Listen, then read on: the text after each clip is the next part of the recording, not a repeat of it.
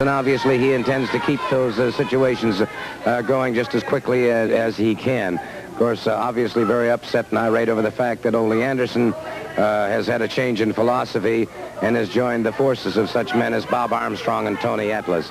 An interesting situation. And, well, I was hoping that possibly we might be able to talk to Ole Anderson again. He's, as I said, did have his change of heart, a change of philosophy. And I did want to carry on a bit of conversation with him. I do see Wahoo McDaniel coming this way and Tony Atlas. We'll chat with them if we may. And, well, Tony, the superstar is back. Well, you know, the superstar, he been on tour and everything, and now he's back here in the area, and he think he gonna come in and just run over top of a lot of people. But we got news for him. He come to this era, we gonna have a lot of competition for him, and he ain't gonna run over nobody. Well, you know, he has been gone. He told a lot of people he eliminated me, hurt me, got rid of me. Well, I want you to see that I'm healthy. I'm back, superstar. You're back, and that's just one reason that I'm back here. Well, I'll tell you what. Ole Anderson, this coming Friday night, the Atlanta City Auditorium. Again, a strange situation, but you're going to have some great partners. Well, I'll tell you what, you know, Wahoo and Tony both talked about it a second ago, and they were saying, well, now that you're on our side, we're glad to have you, but I want to give you the assurance, you, Tony, and you, Wahoo, I've given my word. And, you know, my word has always been my bond. And Friday night, I'm giving you my word. I'm on your side. The three of us, we've got one thing to do. And that's get rid of Superstar. That's to get rid of Mr. Ladd. And that's to run that Bobby Heenan right out of town. Well, I would say at this point in time, as frustrated as Mr. Heenan is, that's going to be quite a chore to perform, but it looks like it could happen. I don't think so. They know what I wrestle like. We know how big Tony is, Mr. America, and we all know what Wahoo's like. Wahoo doesn't stay down for anybody, and I think the three of us can do it. Right, Wahoo? Well, let me tell you something. You see those scars on his head? You see them on mine. I gave him scars. He gave me scars. Well, let me tell you something. Come Friday night, Heenan, Superstar, Ladd, get ready. I guarantee you, we're going to run right through you, over you, and you're going to be laying there when the smoke clears, and I just hope that y'all will be able to get up and get back to the dressing room. Find out from philosophy. I think everybody would agree that one of the most awe-inspiring figures when he steps into that squared circle to wrestle is this gentleman to my left from Port Tampa, Florida, Sterling Golden. Let me ask you this. How many hours a day do you work out to keep in this obviously superior physical condition? Let me tell you something, Gordon. Every day of my life is centered around my training. I train 4 to 5 hours a day every day. First with the weights, and I get in the ring and figure out the moves a little bit better and get things down. My whole life is centered around my training. Everything, Gordon. I live for the weights. Well, I've noticed this, and of course, you obviously are a prime example of what self-sacrifice and dedication will do if a person's willing to put that effort out. I'll tell you the thing, the reason I'm here in Georgia is to show these people that the self-sacrifice and the hours I have spent are going to put me on top faster than anybody else. You got a lot of guys running around here talking about beating me. Well, I still have the $1,000 golden challenge up, and it hasn't been done yet. Everybody's running around here going to beat me with a lariat, the flying head, but the flying body press. Nobody can take Sterling Golden down. Let me tell you that right now. And anybody who talks about starving for 4 or 5 days to come and with me better pack a big lunch, a truckload full of lunch, a U-Haul, because that's what it's going to take to get me done, Daddy. You'll never pin my shoulders in that squared circle right there. And when I drop all these so-called superstars around here, the Richter scale is going to go out of sight. Let me tell you that. Atlanta, Georgia, I think they're going to have the biggest earthquake they've ever had. It's going to be all over. Thank you very much. I hate to interrupt you. It's time for our next match. Let's turn it over to our ring announcer. Ladies and gentlemen, this event, one fall with a 15-minute time limit, one fall 15, from Riverdale, Georgia, at 235 pounds, Marvin Turner. His opponent, ladies and gentlemen, from St. Petersburg, Florida, at 225 pounds, Buzz Sawyer.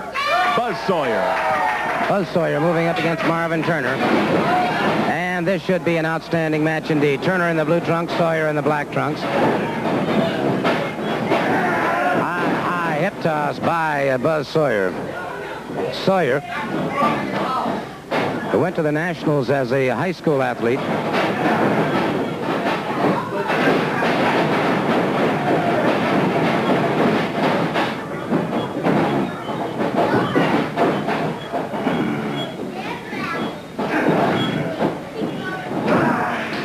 It's Sawyer trapping that arm. So Turner now, good lateral drop and takedown by Sawyer. Into the ropes, however. Good clean break.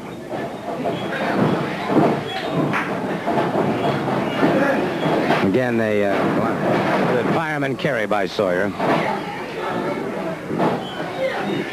All right, Turner back to his feet.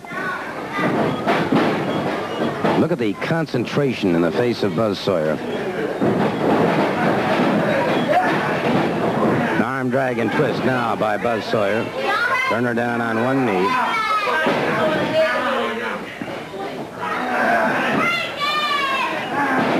Now Sawyer putting the pressure on the deltoid. Step over into a takedown once again.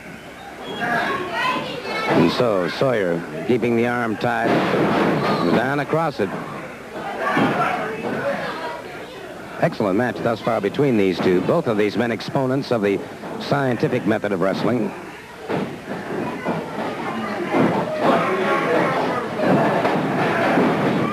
Again, variation of the fireman carry takedown by Buzz Sawyer.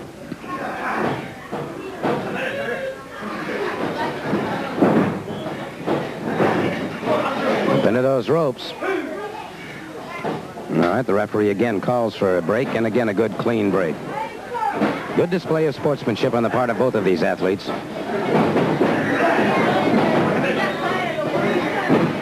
Sawyer trying to come inside of that side headlock now. Got that arm moved inside. This blocks Turner from a possibility of a hip lock takedown. Tried to fire off, and it was Sawyer with a fine move. A variation of a drop toe hold that took Turner to the canvas. Into a crotch roll now. Trying to get those into the ropes apparently, and so the referee again calls for the break. Sawyer. Tremendous versatility. Side headlock by Sawyer. Into a hip lock takedown.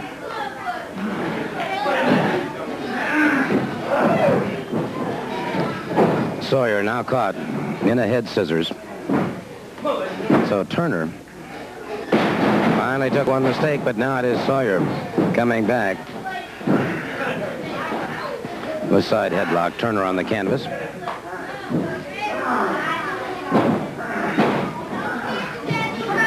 And you may be able to hear the explosive sounds of these wrestlers as they fight for air. Endurance becomes a key factor in wrestling, particularly in the pro ranks where your time limits are so far extended. It's not like in the amateurs where you have 3-minute rounds, so to speak. Beautiful shoulder smash by Buzz Sawyer as he suddenly exploded. Catches Turner again. A very, very quick hip lock takedown into a side headlock. Sawyer is developing early on in his career that KG capability of changing speeds in a match, lulling his opponent perhaps into a little false security, and then suddenly exploding like a bomb. Sawyer charged in, hit his shoulder on that turnbuckle. Reversal. Brought him up, power slam. Well executed power slam.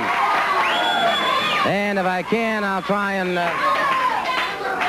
I don't believe I'm going to be able to. I wanted to try and catch Buzz Sawyer and talk to him about that. But there you saw an example of what I'm talking about in wrestling and the difficulties of it. But there he was, moving along suddenly, moved into an excellent power slam, changed his gait and speed, and scored very effectively a pinfall. And now, here's a very important... Ladies and gentlemen, this tag team, you've had one fall with television time remaining. One fall with TV time left on the clock. From Atlanta at 215 pounds, introducing Gerald Finley. Gerald Finley. His partner, ladies and gentlemen, from Mobile, Alabama at 225 pounds, Ricky Fields. Ricky Fields. Their opponents, the European Tag Team Champions from Macedonia at 240 pounds, Chris Markoff. Chris Markoff. His partner from France at 238 pounds, Jacques Goulet. Jacques Goulet. Okay, Jacques Goulet and Chris Markoff, the European Tag Team Champions, moving out against Ricky Fields and Leon. It's going to be interesting to see how this match turns out. Fields, a very bright, intuitive young wrestler, extremely fast. Caught with a high hip toss by Jacques Goulet.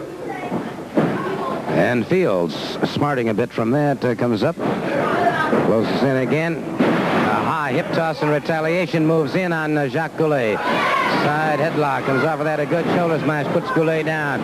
Fields up and over his man once again. Caught him nicely that time, beautiful move. Goulet was set to try and hip toss, but it was Fields ahead of him. A counter move. Finley moves in. Good flying drop kick, caught Goulet rather on the side of the jaw. Now Markov moves in. Markov is more the power wrestler than Goulet. Goulet has perhaps a bit more finesse. This is what makes them such a dangerous combination, because they have contrasting styles.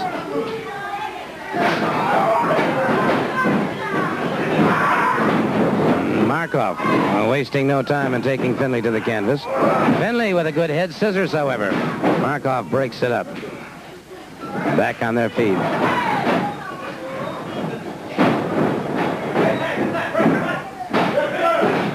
Goulet. One to the midsection, now one to the deltoids. Almost a Cornish hype take hip toss that time. More of the European style than the American style. They come up higher on the hip. Bottomless lock, that lateral drop, take down, ties up the arm. Markov off that second rope. Keeps the hammerlock on Finley. Markov continues to keep the pressure on Finley. Finley on the canvas. Tag is made. And now it might be their strategy to try and keep Finley tied up in their corner.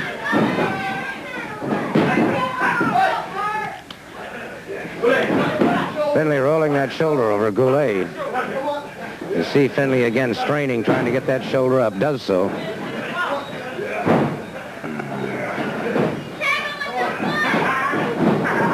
Good move by Finley. Up and over, makes his tag, and it's Ricky Fields back in the ring. And Fields at Goulet very quickly tags up with Markov. Fields not aware of that tag, caught from behind by Markov.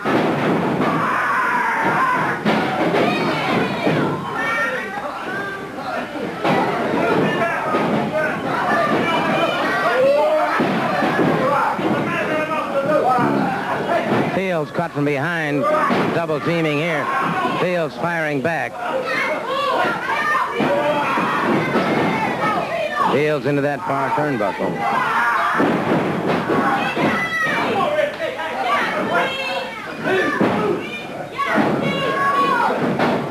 And Ricky Fields taken off his feet once again, makes the tag. Finley moves in.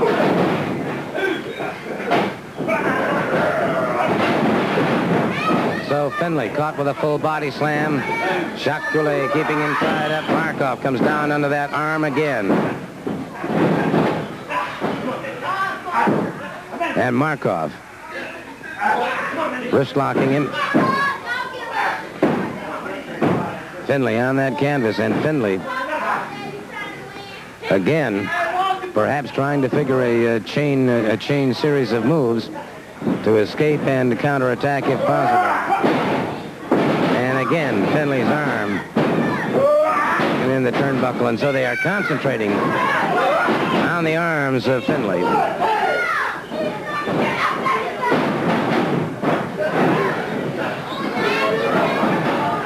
Goulet brings him up, a standing fireman carry. Crashes down on that shoulder again.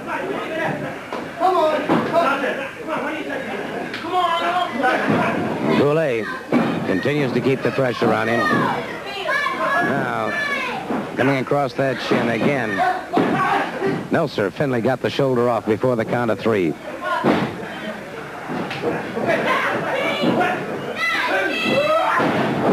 Again, Markov. Lighting up on Finley.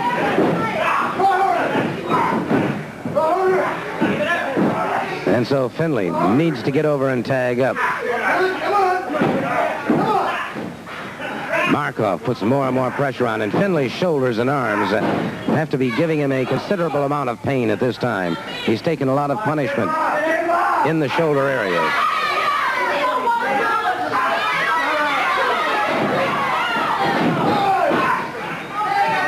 Now Markov has him back on the canvas. Finley reaching out vainly. Ricky Fields trying desperately to get a tag. Not, and Finley continues to be trapped. Finley rolling over, trying to get over to tag up. Cannot. And so basically what you have here is 2 men against 1, because Finley has not been able to get over to tag up, whereas Goulet and Markov have been getting in and out of the ring, getting those few seconds of respite. It was Finley trying desperately hard to get over. Finley. The block, and now Fields has charged the ring. Finley again dragged into the opposite corner. And again, Markov. Now, with a step over, barring the arm. That's what I call the wrestling. And how much more pain Finley can stand, I just don't know. But he's taken a lot of it thus far. Markov, an exceptionally wide stance over that arm bar.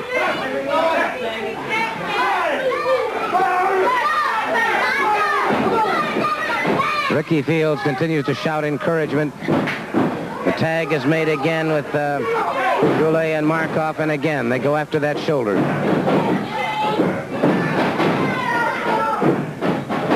And Finley's face now coursed in pain. Goulet brings him up, a full body slam down on that already injured arm. And Finley now is perhaps all but helpless when it comes to those arms. It's going to take some great second effort. Again, Markov down on his arms. And Finley. I will say one thing, Finley is not conceding. With all of the punishment that he's taking, he is not conceding. He has not conceded. Finley fires to the midsection. Second effort, very little authority, a little more authority that time. And again, Finley now trying to pound his way back into his own corner. Finley back on all fours, but caught again. And Finley trying gamely to get back over to that corner. Great second effort. It just wasn't enough. Again, Markov off that second rope after the tag. And Finley was tried so gamely. On the canvas now. He's a great young athlete, but he has just been outgunned since getting in against the European Tag Team Champions.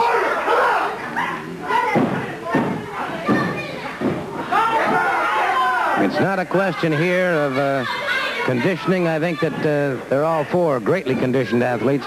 But at the moment, Markov and Goulet's strategy, keeping the man trapped in their corner. Again, there's the tag being made. Goulet's had a few chances to catch some breath. Moves back in against Finley. Has had no chance whatsoever. Into the turnbuckle. Back down into it. And it is Finley on top. And a lateral press, and Finley again. Gamely trying to get to his feet. Again, Markov, having made the tag, moves in, and Finley.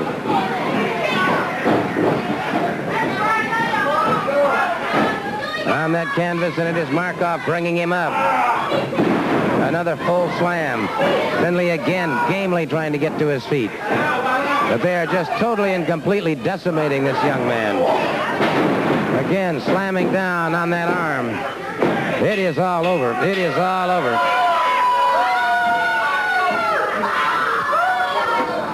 It became then an obvious situation. It was not would they defeat him. It was a question of just when would they defeat him. And so Mr. Markov and Mr. Goulet, passing in front of the camera right now, is Mr. Austin Idol. The Gaga. You know, it was exactly 10 days ago when the Hot Rod was in the Cow Palace in San Francisco, and 16,780 people were standing on their feet, clapping their hands and shouting and screaming, "Go Austin, go! Go Austin, go!" And I defeated the local bum there in about 12 minutes, darling. And as I left to get in my limousine outside in the parking lot, I had a girl, matter of fact, there was about 150 of them, but one of them managed to break through the security, and she rushed over to me and she says, "Austin Idol, you truly are the greatest of all time. You truly do wear the prettiest boots of everybody else. You truly do wear the prettiest tights of all the rest. You truly do wear the most beautiful robes of all the rest. And yes, you truly are the prettiest of all the rest. And you truly are the most intelligent of all the rest. And you truly are the sexiest of all the rest. And you truly do make the most money of all the rest. And darling, for all of you, you know, a lot of people say, what are the 3 ingredients to make Austin Idol Austin Idol? And for you, for those who did not see the interview that Playboy magazine had with Farrah Fawcett, she said it all in 3 words. Austin Idol is not only a great lover, darling, but he is also rich, sexy, and mean. And darling, just to go with all that too, there's one more thing. I have got the greatest hold, the most devastating hold of all the rest. Who won the world's title? What hold did Jack Briscoe use when he won the world's title? Well, it was a figure 4. What hold did Buddy Rogers win? What did he use when he won the world's title? 4, yeah. What hold has Eddie Graham and Mike Graham used for years? So successful, the figure 4 exactly.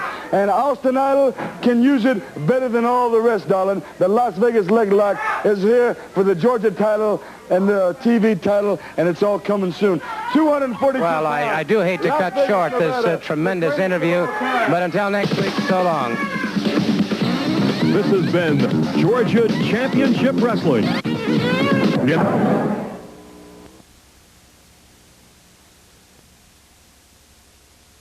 Mike Fever. Mike Fever going up against Sterling Golden, and Mr. Golden, very confident, vociferous type individual. Wow! And he does have the power. There is certainly no question about that. Tremendous power.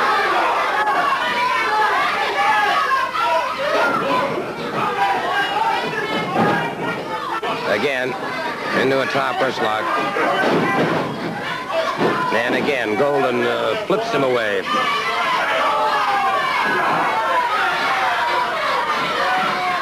One cannot question the tremendous torso of this man. Caught in a side headlock by Mike Fever.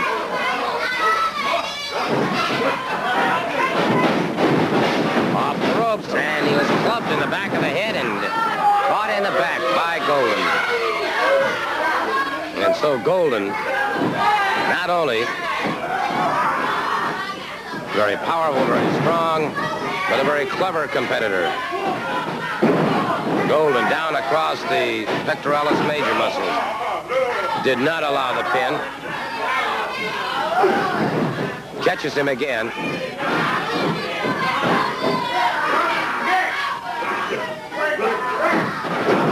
And a running backbreaker. Still not satisfied. Uses that elbow with devastating effectiveness to the base of the skull of his opponent. Now comes off again. Catches him. Caught him in the squeeze. Has him in the squeeze.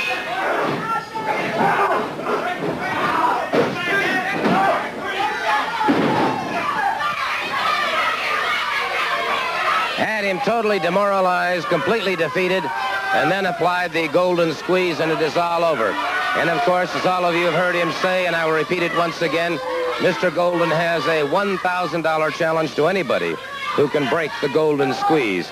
Well, perhaps he'll be getting some challenges here in the near future with such men as Tony Atlas and all of the other great competitors who are in this area at this particular time, or of course any one of you who might want to try and break that hold once he gets it applied.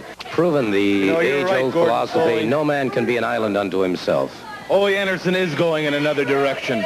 That's downhill. And everybody else that steps in the way of the Bobby Heenan family. We've gotten rid of Tommy Rich. Anybody else wants to stick their nose in our business, they're more than welcome to.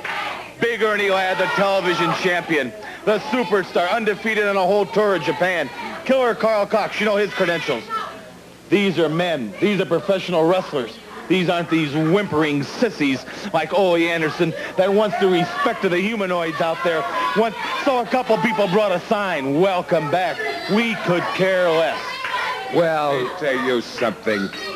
Did you see that egg-sucking dog get out here and lie, talking about he's going in a different direction? The only direction he's going is to the nearest hospital. You can beg from sympathy from the people, but you won't get any from the Heenan family, from Ernie Ladd, Killer Carr, Cox, and Superstar. The only thing you will get is a telephone and a reservation to the nearest ambulance, to the nearest hospital, Ole. You're still an egg-sucking dog, and you will always be an egg-sucking dog.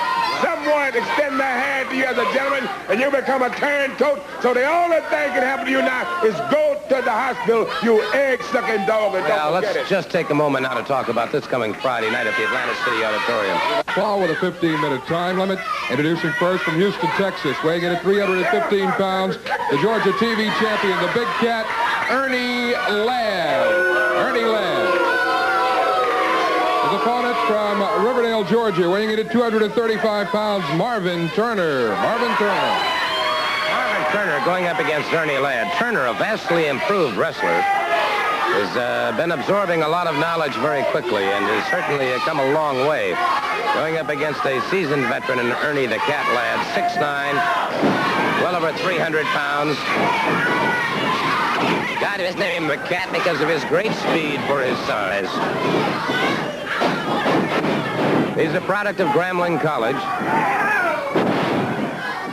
Hip toss by Ladd into a snap there. Sends Turner back to the canvas.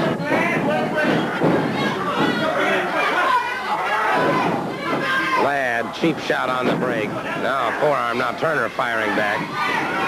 And Ladd caught in the midsection, and Turner. Now bulled back into the ropes by Ernie Ladd. Snap there again by Ladd, and Ladd closes in. Grambling College, of course, has produced a series of great athletes.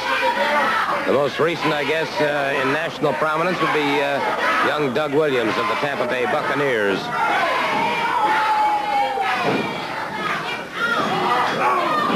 Ladd catching Turner in the throat. Turner whipped into the near turnbuckle. Ladd lashes out with that size 17 boot. Turner smashed into that turnbuckle. Turner has not been able to get much going for him yet. However, now he begins to fire at the midsection of Ernie Ladd. Whips him into that far turnbuckle. Ooh. Ran slap into that foot.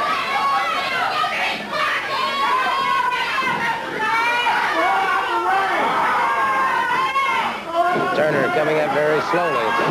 Ladd whips him off the flying drop kick by Ernie Ladd. 300 and some pounds into the air. Catches Turner. That's enough to cave your chest in. Ladd crashes down on him once again. Inverted press, and it was all over.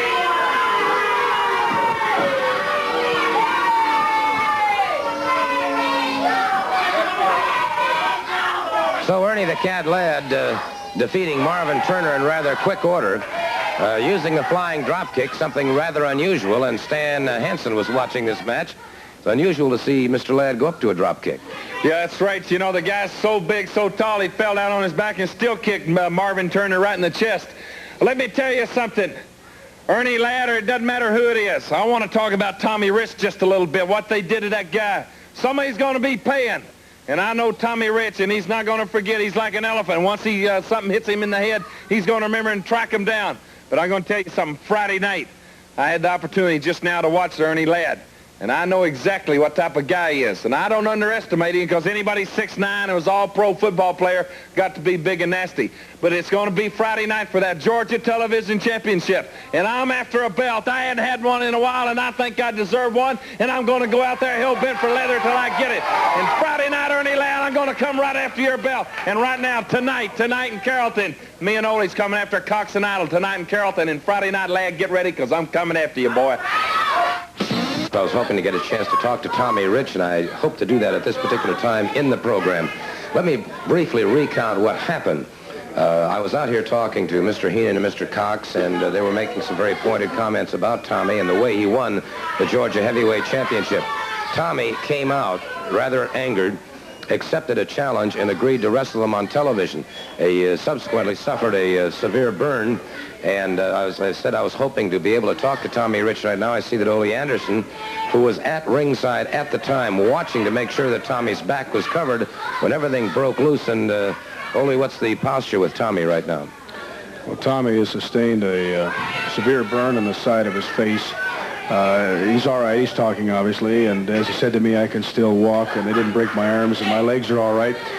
He's going to wrestle, but right now what he's got to do is take care of that face. He's got to get some people to look at it and get it fixed up a little bit. But he assures me that he will be able to wrestle. There's no question about that.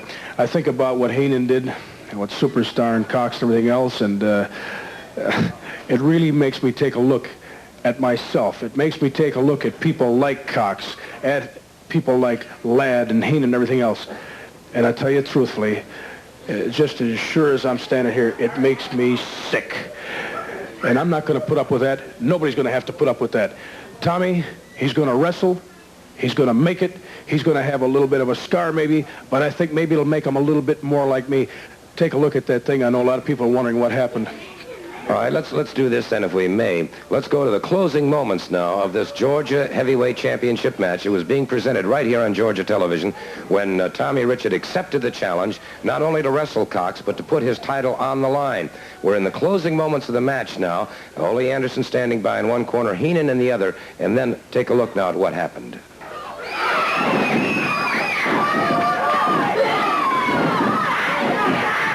Champion caught with a knee. Has him down a count of 2. No, sir. Powered out before the count of 3. He powered out before that count of 3. And Heenan has lit his victory cigar. Heenan has lit his victory cigar. He must feel he's got it all going his way. But the champion is firing back in desperation now. The challenger Cox down. Beautiful high knee lift. Heenan up there, and Ole Anderson grabs him and takes him out of the way. Ole Anderson hurt him, and Anderson caught now from behind. Anderson caught now from behind.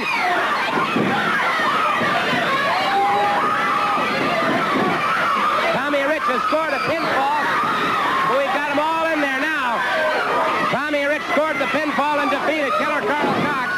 Cox after... and now there's Heenan in there. It's Tommy Wildfire Rich powering away, catches Cox. Cox catches him back. Anderson on the canvas having the shirt completely torn away from him by the Superstar. We've got total bedlam and chaos here in the ring. And it is Tommy Wildfire Rich pounding away, and now all of a sudden Tommy Rich catches... he's caught Bobby Heenan, and now wait a second. Killer Carl Cox has that light as it crashes it into the face. He caught him in the...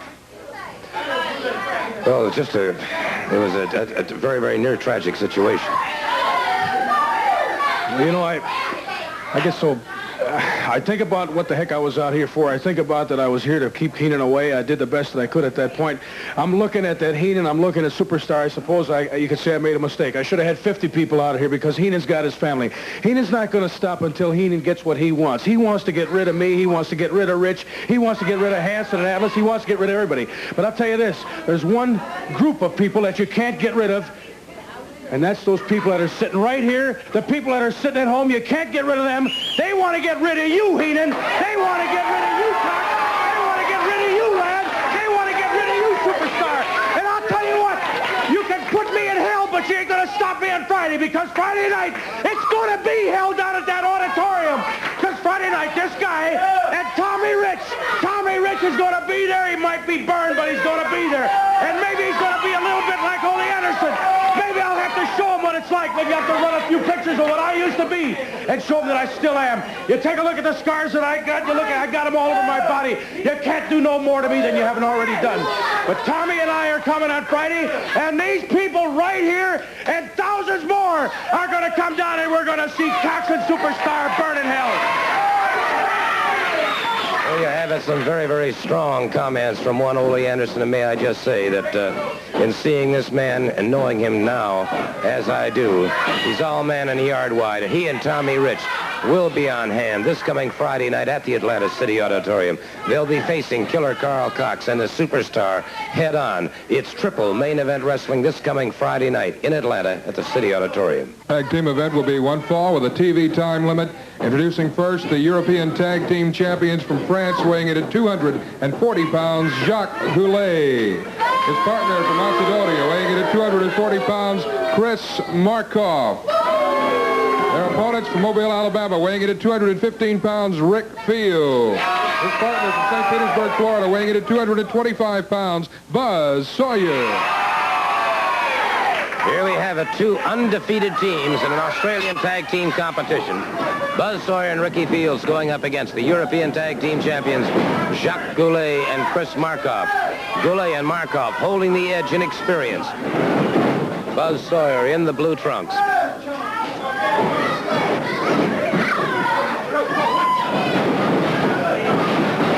Beautiful move by Sawyer, and he's going for the pin. Broken up, broken up. Good rolling reverse into a saddle. And so Sawyer, anxious, very anxious to score that pinfall as quickly as he can.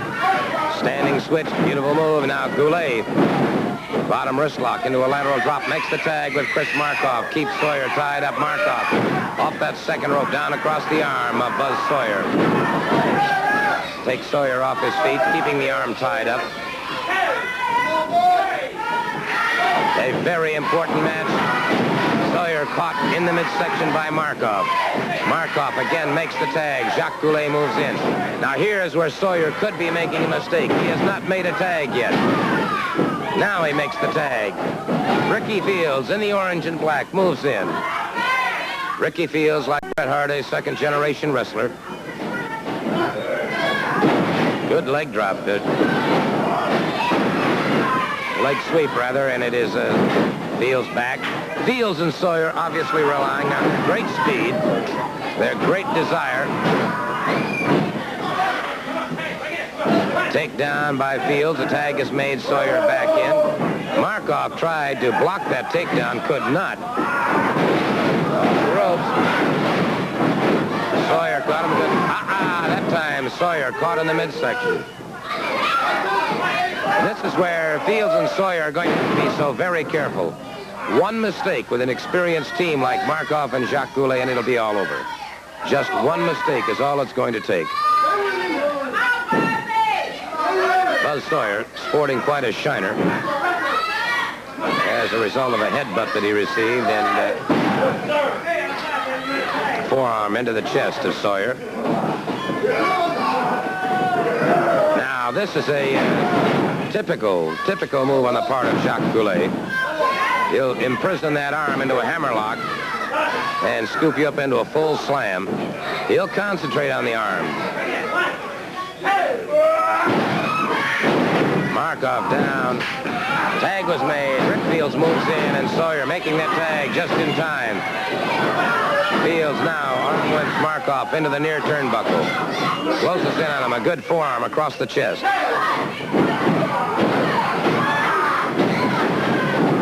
As Fields came charge again, Markov caught him, and this is the thing I was talking about.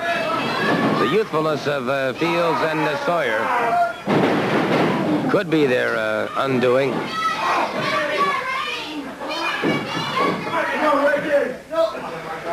All right, Markov. Fields tied up, hammerlock. And you can hear the chant being picked. Fight up, Ricky, fight up. Tag is made. Goulet moves in. Fields trying to break it out. Could not. Now Fields swinging.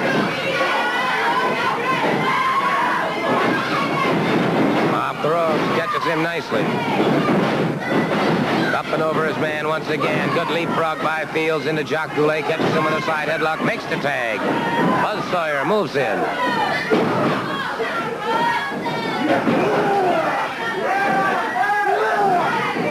Sawyer now clamping down with that side headlock.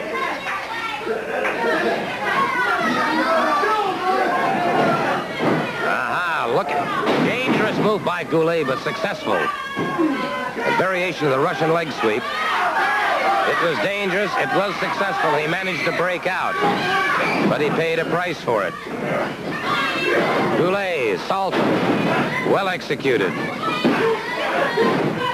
Sawyer again powers out before the count of 3. Now the tag is made. Markov moves in. And it's Sawyer lashing out a right hand, another right hand, and another, and another, and another. Sawyer gave it his all that time. Tags up. Ricky Fields moves in. Markov, dazed and shaken. Caught with a high knee lift and driven back to the canvas.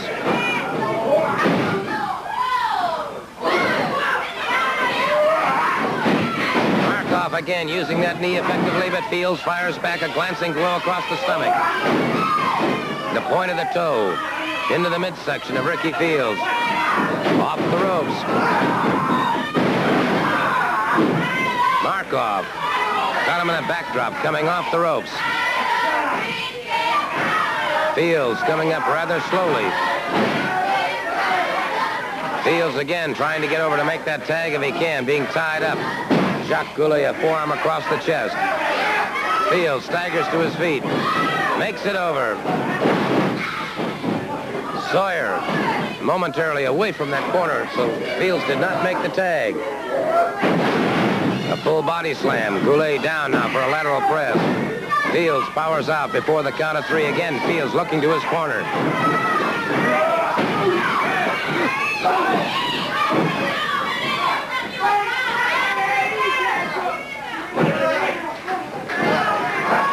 And so they've managed to keep Fields tied up. He has not been able to get over to tag up. Markov keeping him tied up. Off the ropes. Markov caught him coming off that time. Into an arm bar. Notice the way he drove that shin across the face. 2 unbeaten teams. Let me very quickly thank our crew today for doing an outstanding job on cameras. Henry Matthews, Craig Robinson, and Ron Sutton. On audio, Cynthia Tyler. On video, Ron Jeter. On tapes, Leo Harris and Ernie Watts. My director, the cool one, Mike Allen. We appreciate the efforts they put forth. Good move by Jacques Goulet now.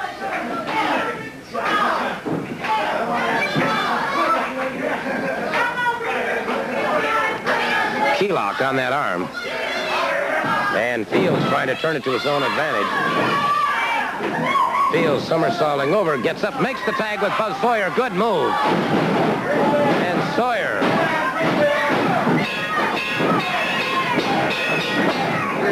Sawyer clamped down, came in, and is moving well. Our time limit has expired.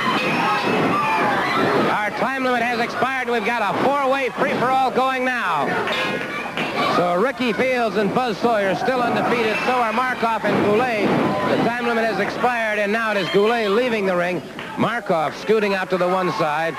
And Ricky Fields and Buzz Sawyer acquitting themselves extremely well. Obviously a very disgruntled team of Sergeant Jacques Goulet and Chris Markov, who perhaps maybe came into that match a little bit overconfident. They certainly have the age and the experience, the time in the ring over the combination of Sawyer and Fields. You can see them moving in behind me. They're picking up their trophy. Defeat the champion! Yeah, well, you weren't able to defeat anyone today, gentlemen. They held you to a draw for the time remaining on Georgia Championship Wrestling. That would be an interesting contest again. I'd like to see that one happen again. Our time is completely gone, Mr. Markov. Until next week, then, this should be Gordon Foley saying... I'll put it right up there, Gordon. I am sick and tired of people doing this to Tommy Rich. You know, he can't wrestle. He's hurt. He shouldn't be in the ring. but there ain't nothing wrong with me. And I just got that television title, brother, and I'll put it right in the ring right now and put any one of those Heenan family right in there with me, and I'll put that belt up and we'll wrestle for it right now.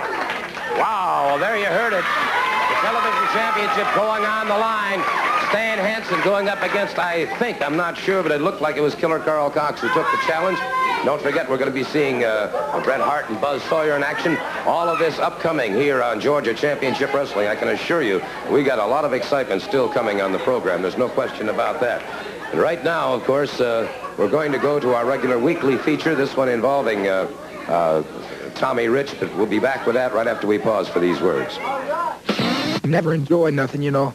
I won the belt. The people were there behind me, you know, and it was short-lived. You know, Mr. Heenan, he took the cigar. Cox took the cigar away from me and crammed it in my face. You're referring to that what happened on TV here then, aren't you? Yes, sir, Fred. That's exactly what I'm talking about. You know, last week I didn't get to come out. I'd just like to take now and show all the people that I'm here and I'm doing all right. We're glad you are, and just for the benefit of all the fans, let's show exactly what happened. Gordon's voice narrating exactly what happened when you were defending that belt. You'd been challenged by Heenan. You defended it right here on television. Here's what occurred at that time.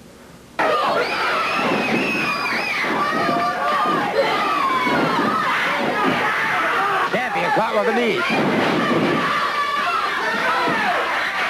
Has him down a count of 2. No, sir. Powered out before the count of 3. He powered out before that count of 3. And Heenan has lit his victory cigar. Heenan has lit his victory cigar. He must feel he's got it all going his way. But the champion is firing back in desperation now. The challenger Cox down. Beautiful high knee lift. Heenan up there, and Ole Anderson grabs him and takes him out of the way.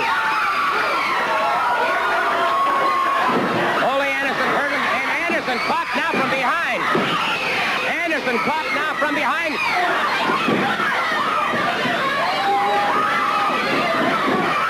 Tommy Rich has scored a pinfall. But we've got them all in there now. Tommy Rich scored the pinfall and defeated Killer Carl Cox. Cox after... and now there's Heenan in there. It's Tommy Wildfire Rich powering away, catches Cox. Cox catches him back. Anderson. Having the shirt completely torn away from him by the superstar. We've got total bedlam and chaos here in the ring. And it is Tommy Wildfire Rich pounding away, and now all of a sudden, Tommy Rich catches, he's caught Bobby Heenan, and now wait a second. Killer Carl Cox has that light at the, smashes it into the face. He caught him in the face with that cigar. Caught him in the face with that cigar. And I don't know how badly, but it appears to me that... Ole Anderson... All right, Tommy, there's exactly what happened. He caught you with a burning cigar right here on television after you'd won and defended your belt very well. Yes, sir. I don't know what Mr. Heenan or Mr. Cox, either one, had in their mind. But right here, there's the Georgia belt, Cox, Heenan. I got that, and you can't take it away from me. You stuck the cigar in my face, and I don't know if you thought that would run me out of Georgia or what you was going to do. But right now, you just listen to me, Cox and Heenan, because before it's all over, you know, you look at it. You look at it. You want to see it, brother. You look at it. Right there it is, Cox, Heenan, and I don't care where it's at. Atlanta, Georgia, Columbus, Georgia. But before it's all over, we're going to come together, and I'm going to get you back. If it takes me getting a cigar, a cigarette, or whatever it takes, Cox, Heenan, you know, and rumor is Harley Race might have a little something to do with it. But I don't care what it comes down to. I've got the Georgia belt now. You know, they thought they was going to run me out of Georgia, Freddie, but I'm still right here. My face is burnt, but it'll get well. But I won't forget, because when I get up in the mornings, Cox, I remember exactly who stuck the cigar in my face. So you think about it. You look at it right now, Cox, because right there it is. And before it's all over, just like I said, I'll get you. If it takes all I got, I'm going to get you, Cox. Thank you, Tommy. He's a very determined, very adamant man at this point, and rightfully so. And Heenan has been skirting the issues. And Tommy Rich is right. There is no ends that he won't resort to, apparently, to accomplish his deeds of doing in Tommy Rich, even calling on the world's heavyweight wrestling champion, Harley Race. Well, all that lies ahead. We'll be talking about it. Let's go back to Gordon. Thanks again, Tommy Rich. And thank you, Freddie. I might just mention that upcoming now on Georgia Championship Wrestling, of course, we will have Stan Hansen defending the Georgia Television Championship right here on this program in just a few moments. You know, we've had a lot of cards and letters requesting scientific matches on Georgia Championship Wrestling, and of course that's what we're going to be seeing right in just a moment or two. Two outstanding young competitors, both of them with outstanding amateur backgrounds, one a Canadian provincial champion, the other one a national high school champion, Buzz Sawyer and Bret Hart. We're going to have that match right after we pause for these words. Florida weighing in at 225 pounds, Buzz Sawyer. His opponent from Great Falls, Montana, weighing in at 222 pounds, Bret Hart. Bret Hart, a second-generation wrestler, comes from a large family. Fine sign of sportsmanship, both men shaking hands briefly before they move in against each other. One fall, 10-minute time limit. Good drop toe hold. No way he's tried to get in for a crotch ride with the leg.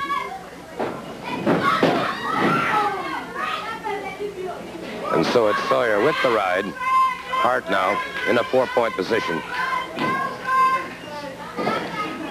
Sawyer bringing him around, but that arm is underneath the shoulder. He's in a predicament, but he is not watching that shoulder. Rolls it off once again. Both of these men exponents of the scientific methods of wrestling. Consequently, the referee should have a fairly easy time of it. Good hip lock slam. Sawyer moving into his man. Hart keeping the arm hooked. Good hip lock takedown once again. Again, Sawyer comes out of it before the count of 3. Hart now the go behind. Sawyer now. Bottom wrist lock, drop toe hold. Takedown on Hart.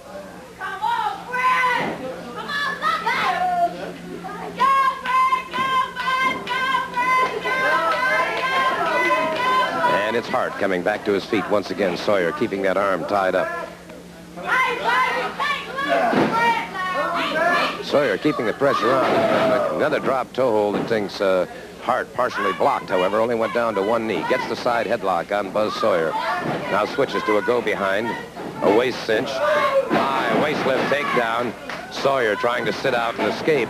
Hart continues the ride. Goes into the one arm. They're back into the ropes. The referee calls for the break.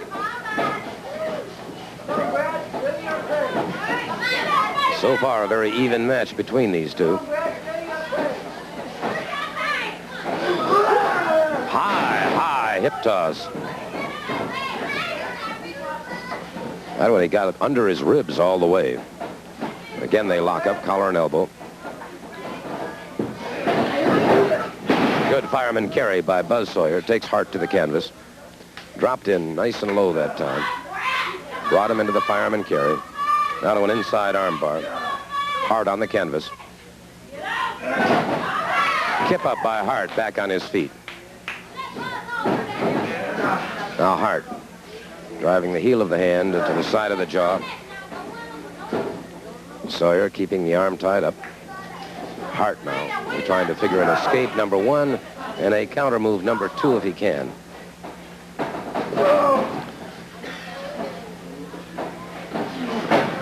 All right, Hart now moves in. Sawyer caught him a good shoulder smash. That time was Hart dropping to the canvas. High hip toss. Sawyer breaks it up. Arm drag takedown on Bret Hart.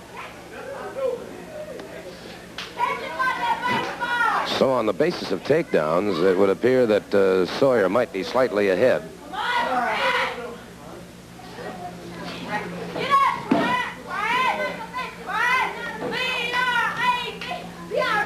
All right, it is Sawyer. The inside armbar on Bret Hart. Hart, as I said, is from a large family. He has 2 other brothers who wrestle. Although Hart appears to be the outstanding member of the family. Out to the ropes once again. Sawyer comes off. Good shoulder smash. Puts Hart to the canvas. Leapfrog by Sawyer. Flying drop kick. Well executed. Outstanding competition between these two.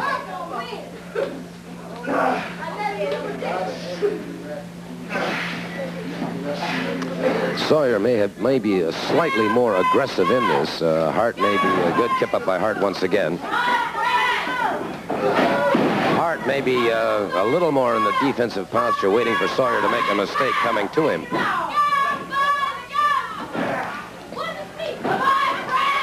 Rear chin lock by Hart now. Notice he is under the chin, however, but not coming across the throat.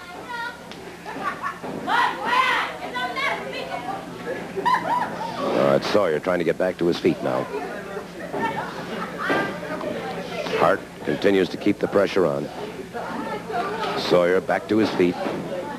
He's going to have to try and make his escape if he can. Be interesting to see what he attempts to do from that escape if he's able to escape. Sawyer now, tremendous effort here, trying to pull that forearm up and away from his head. Comes off, shoulder smash. Sawyer up and around his man, caught with a hip toss, and it is Sawyer back into the inside armbar. Hart back into his man, facing him once again.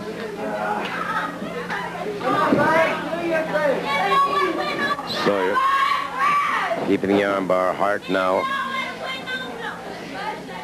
trying to move away from it. Does so. Brings Sawyer up. Tried for a body slam, but misfired, and tried for a rolling reverse, and it's Sawyer now sustaining a head injury.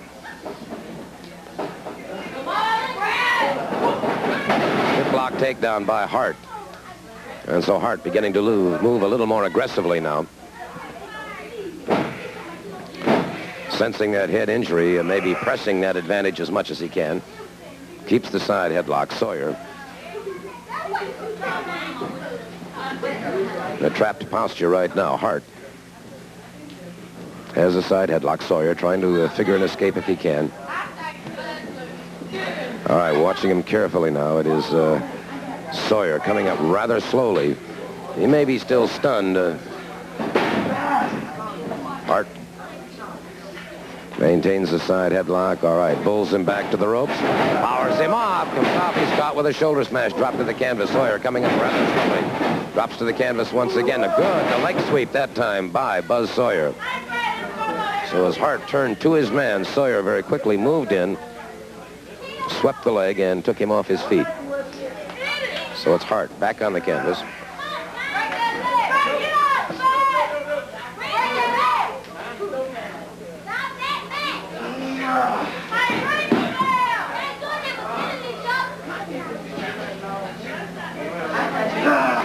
Sawyer keeping that leg imprisoned now. Hart with one shoulder on the canvas, but not much danger of being pinned at this point. Breaks it up. Hart again with a side headlock. A hip lock takedown has Sawyer back to the canvas. So Hart, as I said, beginning to move a little more aggressively towards Sawyer now. Leaving the defensive posture and becoming more aggressive. Sawyer. Good move by Hart. Rolling reverse. Tried to get those shoulders down. Almost did it. Sawyer comes up again, and it is Hart once again with a side headlock. And so Hart, very definitely now, the aggressor.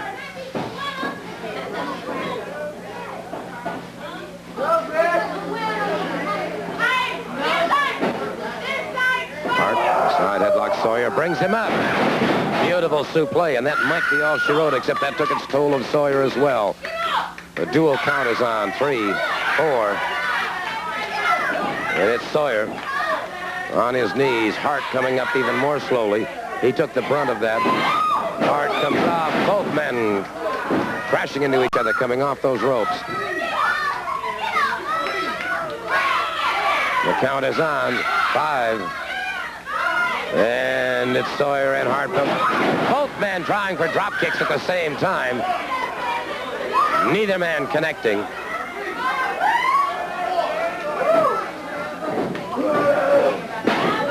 And it was Sawyer trying for a body slam, and it was Hart to an inside cradle. Beautiful heel block and takedown by Sawyer.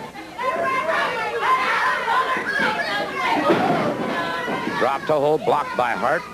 Into the ropes. The referee will be calling for the break. Outstanding competition between these two, and they're resorting to the basics once again. Got men to go behind. Into a saddle, but it was broken up. Inside cradle. No, sir.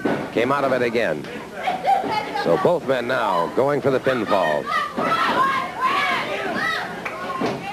Tried for a body slam. It was blocked by Sawyer. Back into the ropes. The time limit has expired. The time limit has expired. Neither man able to score the pinfall. A fine display of sportsmanship. You see them congratulating each other. An outstanding match between them. And but neither man able to score the pinfall. And so the time limit has expired, and that match is a draw. Like I told you before, when they get up in the morning, I've already been awake, and when they go to bed, I'm still up. I'm thinking 24 hours a day. There is no wrestler, no human being alive that can match wits with me, or is as smart as me, or is as talented as I am. You know, I negotiate contracts 7 days a week. I'm on the phone with every promoter all over the world, all over the country. That is why I manage the best. That is why I am the best, because I stay on top of things. It's worked again. A big, dumb hayseed farmer fell into my trap. I'm kind of even embarrassed. It was so easy. So easy. The big, dumb hayseed hick farmer fell into my trap, which really you shouldn't brag about it because it didn't take much to do it. I see. All right, well, thank you so very much, pretty boy Bobby Heenan, and here's the word for all of you. Match will be for the Georgia TV Championship. One fall with a TV time limit. Introducing first the challenger, Killer Carl Cox, accompanied by his manager, pretty boy Bobby Heenan. His opponent, weighing in at 320 pounds, the bad man from Borger, Texas, the Georgia TV champion, Stan the Lariat Hansen. Stan the Lariat Hansen putting the Georgia Television Championship on the line against Killer Carl Cox.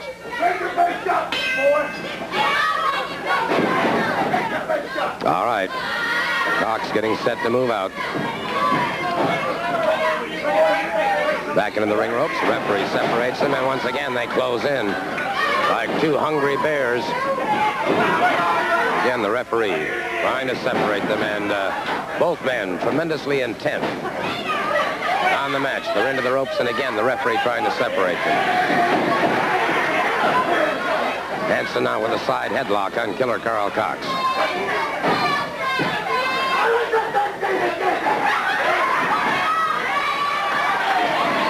Now Cox, forearms into the ribcage of Stan Hansen. Hansen applying the pressure on that side headlock.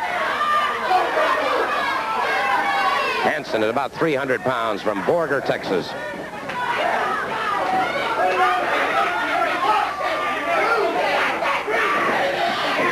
Good block by Hansen, back into a side headlock on Killer Carl Cox.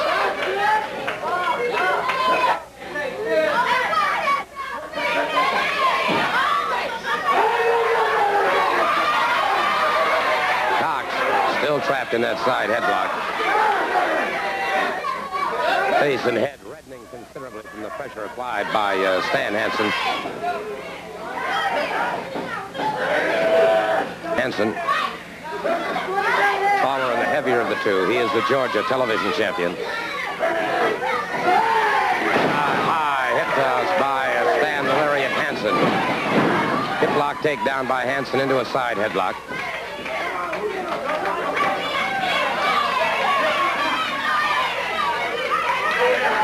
Referee watching carefully now. Bobby Heenan pacing back and forth and a look of consternation on his face. He's the one that goaded Hansen into this situation. So he has his championship match. That's what he wanted.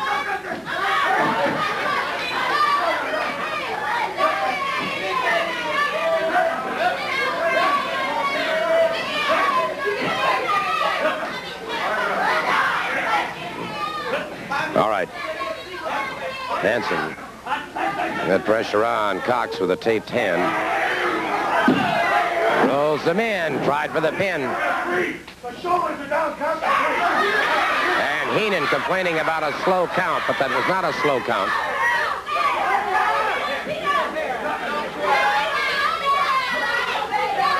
Referee checking their shoulders once again. And again, Cox bridging. You can see he had those fronts, however. And Hansen firing a miss now. Opens up some heavy artillery on Killer Carl Cox.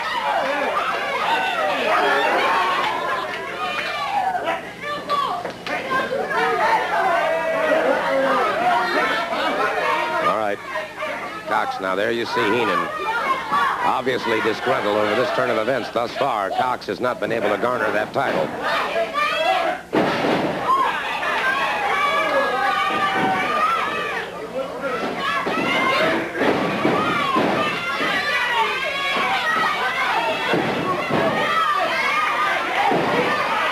Cox now has the television champion in trouble. Catches it again.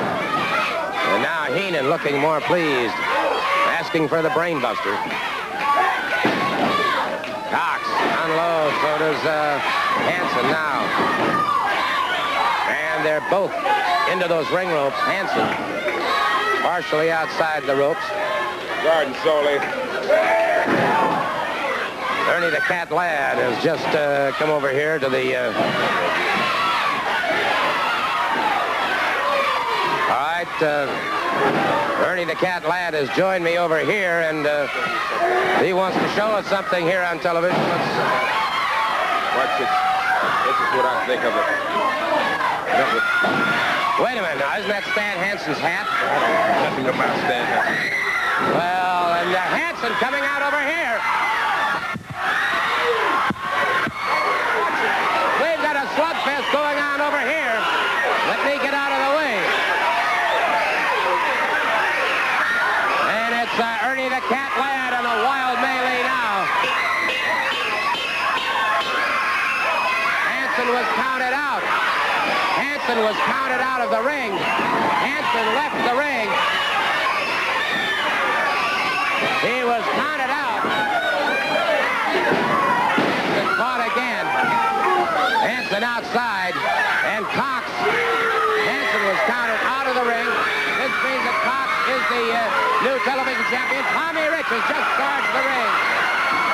Tommy Rich pounding away at Killer Carl Cox.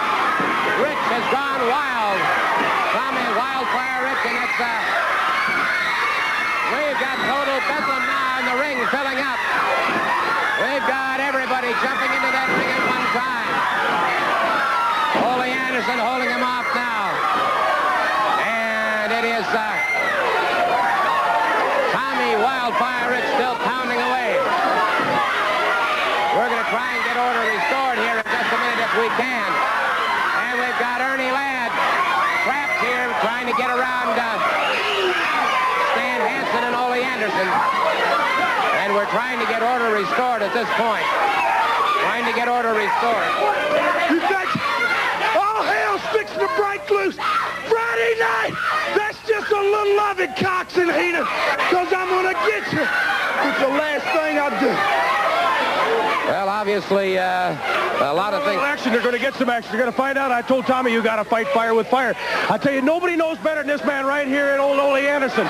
The two of us are going to get together. We're going to have our tips, our face all just taped up, and we're going to put some nuts on Mr. Cox, Mr. Heenan, Mr. Ladd, the whole bunch of them.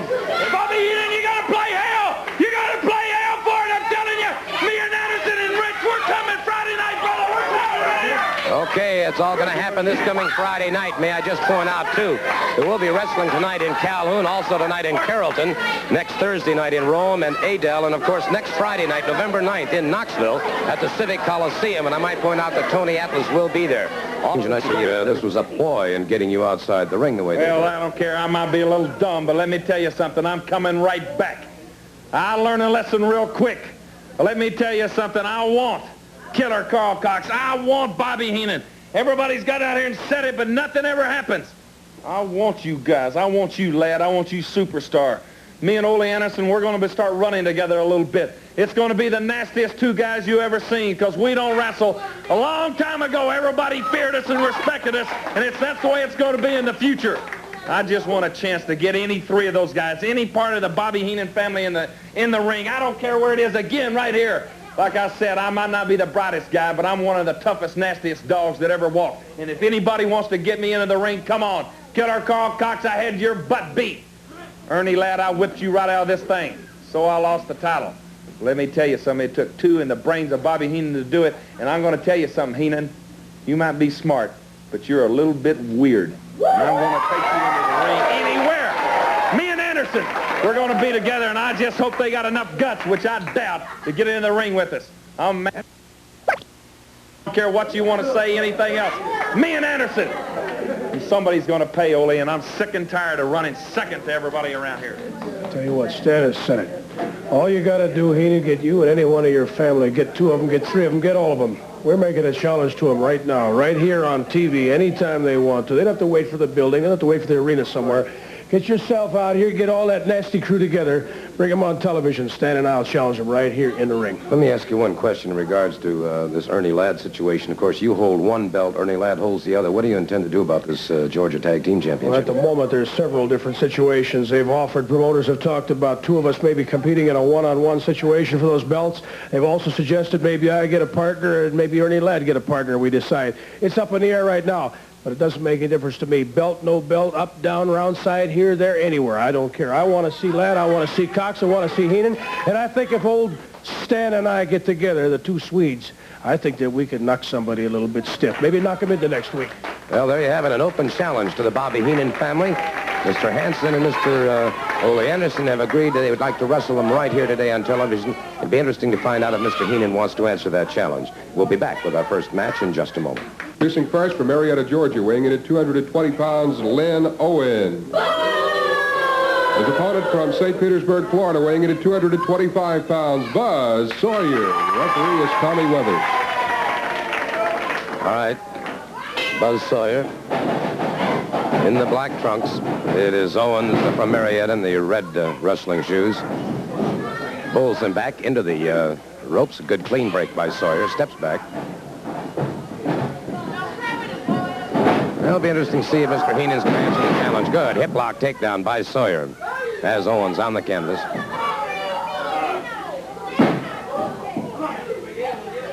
Owens competing with a broken finger, as you can see. Owens trying to drive under the chin, trying to drive Sawyer's head back. Sawyer back on his feet once again.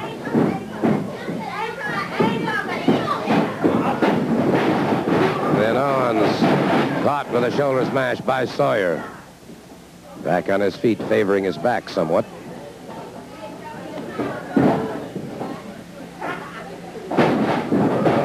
Good drop toe hold by Sawyer. A roll up on that leg. Sawyer keeps the pressure on him.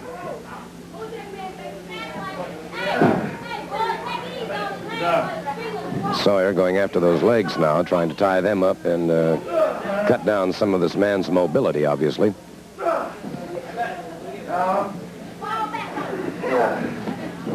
Oh, partial crotch ride on the legs. Sawyer continues to press that advantage. Now, brings this man over. Inside step over. An inside step over on Owens. Referee watching those shoulders carefully. Sawyer has been the definite aggressor thus far in the match.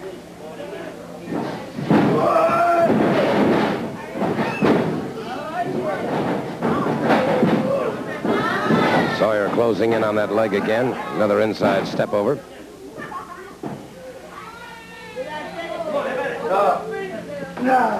Owens keeping those shoulders off. The referee checking in. It is Sawyer pressing full weight down on that leg now, trying to get those shoulders down for a count of 3.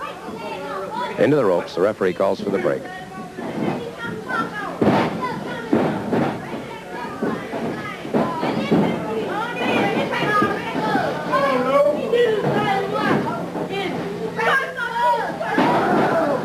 Leg sweep by Sawyer, and Sawyer back after that leg again.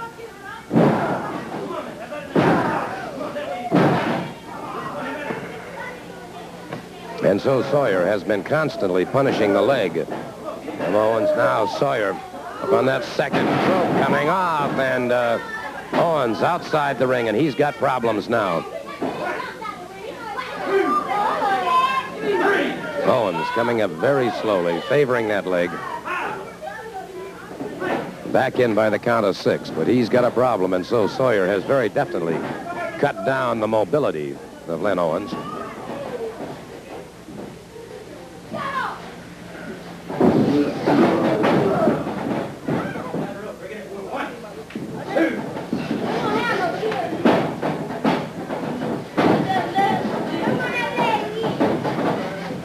Once again, circling his man, watching him carefully. Moves in collar and elbow. Owens now with a side headlock on Buzz Sawyer. Sawyer comes out of it into a top wrist lock. And Owens got some extra advantage that time, being warned by the referee.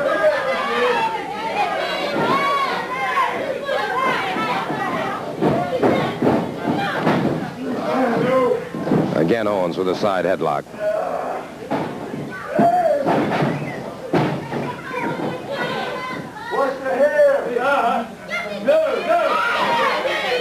Owens denying pulling the hair, but it is Sawyer. He's caught on that side headlock. Now once again comes out to a top wrist lock.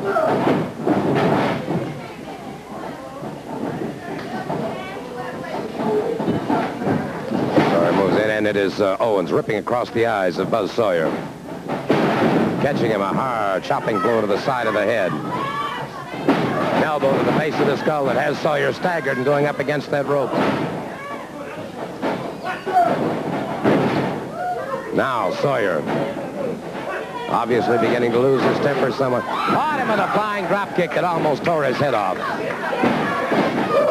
Brings him up, full body slam. Sawyer crashes down with that knee into the shoulder and chest of Len Owens.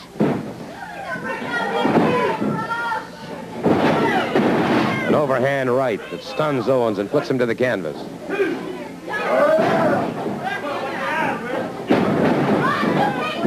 And Owens is proving to be tough. He's taken a lot of punishment and is dishing it back out.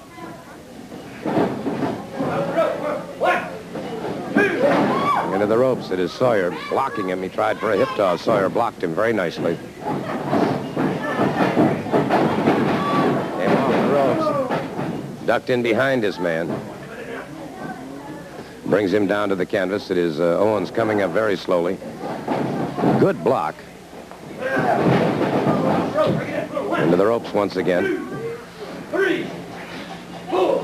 Good clean break. Sawyer watching his man.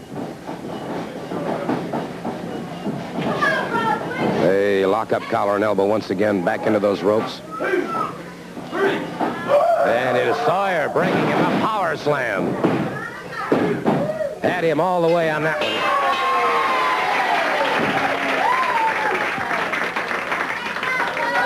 Beautiful power slam by Buzz Sawyer. I want to bring him over here and talk to him about the Heenan has finally come to ringside. I'm curious to find out how you want to answer that challenge. Well, first of all he's done is made a challenge. He hasn't made it worth my while yet. If Ole Anderson wants to get a partner, if he wants to hang around with that big dumb hayseed, that's his business. But put the belts on the line. Make it a championship match. Then we'll accept. Anytime, any place, anywhere.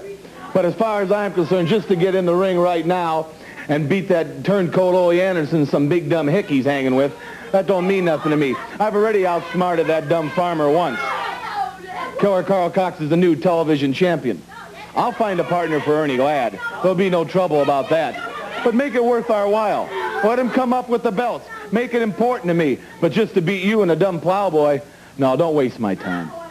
Indeed. Any comments? I don't have anything further to say. If Ole Anderson or Stan Hansen or Tommy Rich, if you want to do something, you step into the ring. Don't stand out here and badmouth.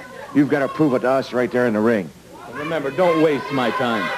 All right, well, that takes care of that situation. I still don't know where we stand in that particular episode. I want to take a moment now to talk to Ricky Fields. I'm having a little trouble understanding him. Well, I'll tell you what, Hansen's out here, Heenan's out here running his mouth and everything. Well, Ole and Hansen are hot enough about this whole thing. They just may take him up on that challenge about the belts. It's hot enough, they're just liable to take it up on him. That would be interesting indeed to find out if that would happen, and hopefully we'll find out before this program is over, Rick. That's right. That's one match I'd like to see myself. Amen to that. All right, I'll tell you what. Getting set for our next match now, so let's turn it over to our ring announcer. This match will be one fall with a 10-minute time limit. Introducing first from Brownsville, Tennessee, weighing in at 240 pounds, Carl Fergie. His opponent from Roanoke, Virginia, weighing in at 250 pounds, Mr. USA, Tony Atlas. Tony Atlas going up against Carl Fergie. One fall, 10-minute time limit, and Atlas favoring that left leg, as you can see, and we'll be talking more about that a little bit later on in the program. The referee checking that knee now.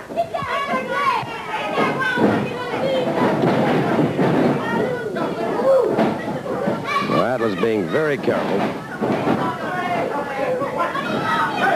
And Fergie right away going after that knee. Atlas with a good back out. Backs out some more.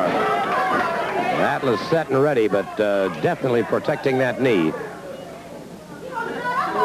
He was caught in a figure 4.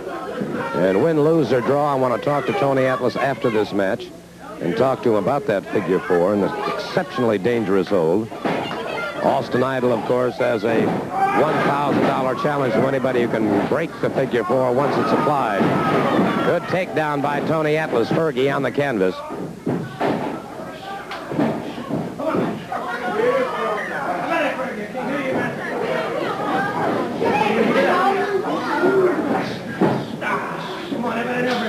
Atlas keeping the armbar on Fergie.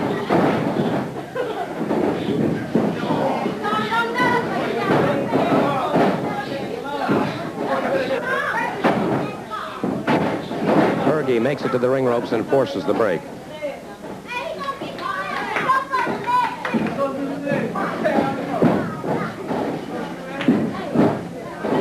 Atlas watches his man. Fergie backs away. So, a hurt knee or not, Tony Atlas still very definitely, very much. Fergie went after it. Atlas very quickly broke it up, but Fergie is definitely going for that knee. You see Atlas favoring that knee still very, very.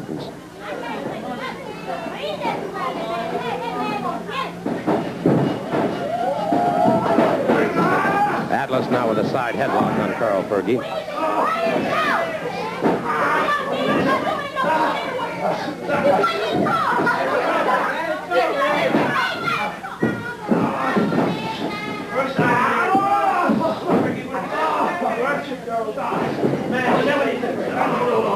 Atlas maintains the pressure on Fergie. Fergie trying to come out of the side headlock.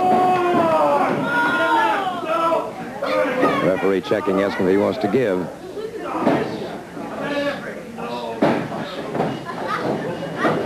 Back to the ropes once again.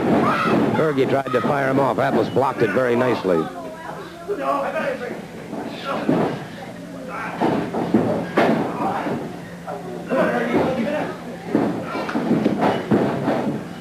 Back to the ropes. Tony Atlas tied up. Fergie bounds away at the midsection.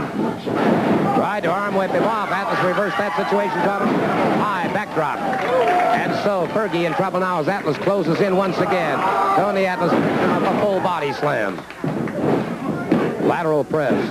Fergie comes out before the count of 3.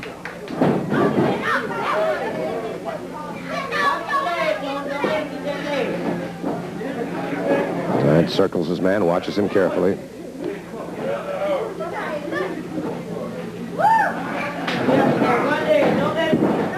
Back into the turnbuckles. Fergie fires to the midsection now after that leg again. And it is Atlas down, and this is where he may have made a bad mistake. Fergie now closing in on that injured knee. Fergie continues to pound away on a Tony Atlas on the canvas, in trouble now. Fergie using the flat of the foot. Atlas face grimacing in pain as Fergie is after it now, wraps it into that ring rope. And it is Tony Atlas in a lot of trouble. May have been a bad mistake on Tony Atlas's part to come out and wrestle today with that injured knee. No, sir. Powers out. A near fall for Carl Fergie on Tony Atlas. Atlas comes up, catches him in the midsection. Fergie fires back. It's Atlas catching him one to the side of the head. Atlas catches him again on the side of the jaw. Another one to the side of the jaw. Fergie is staggered. Fergie caught again. And Fergie is dropped to the canvas by Tony Atlas. Again, Fergie to the midsection. Atlas clubbing punches now. A slugfest between these two. He misses. He gets him in a full Nelson. He has him in a full Nelson. And he has him driven all the way to the canvas now.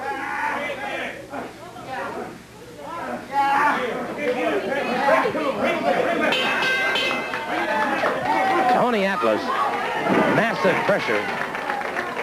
pressure with that full Nelson. And Fergie finally conceded a submission hold by Tony Atlas, having his hand raised in victory at this time. I want to take a moment, as I said, win, lose, or draw. I want to take a moment to talk to Tony Atlas.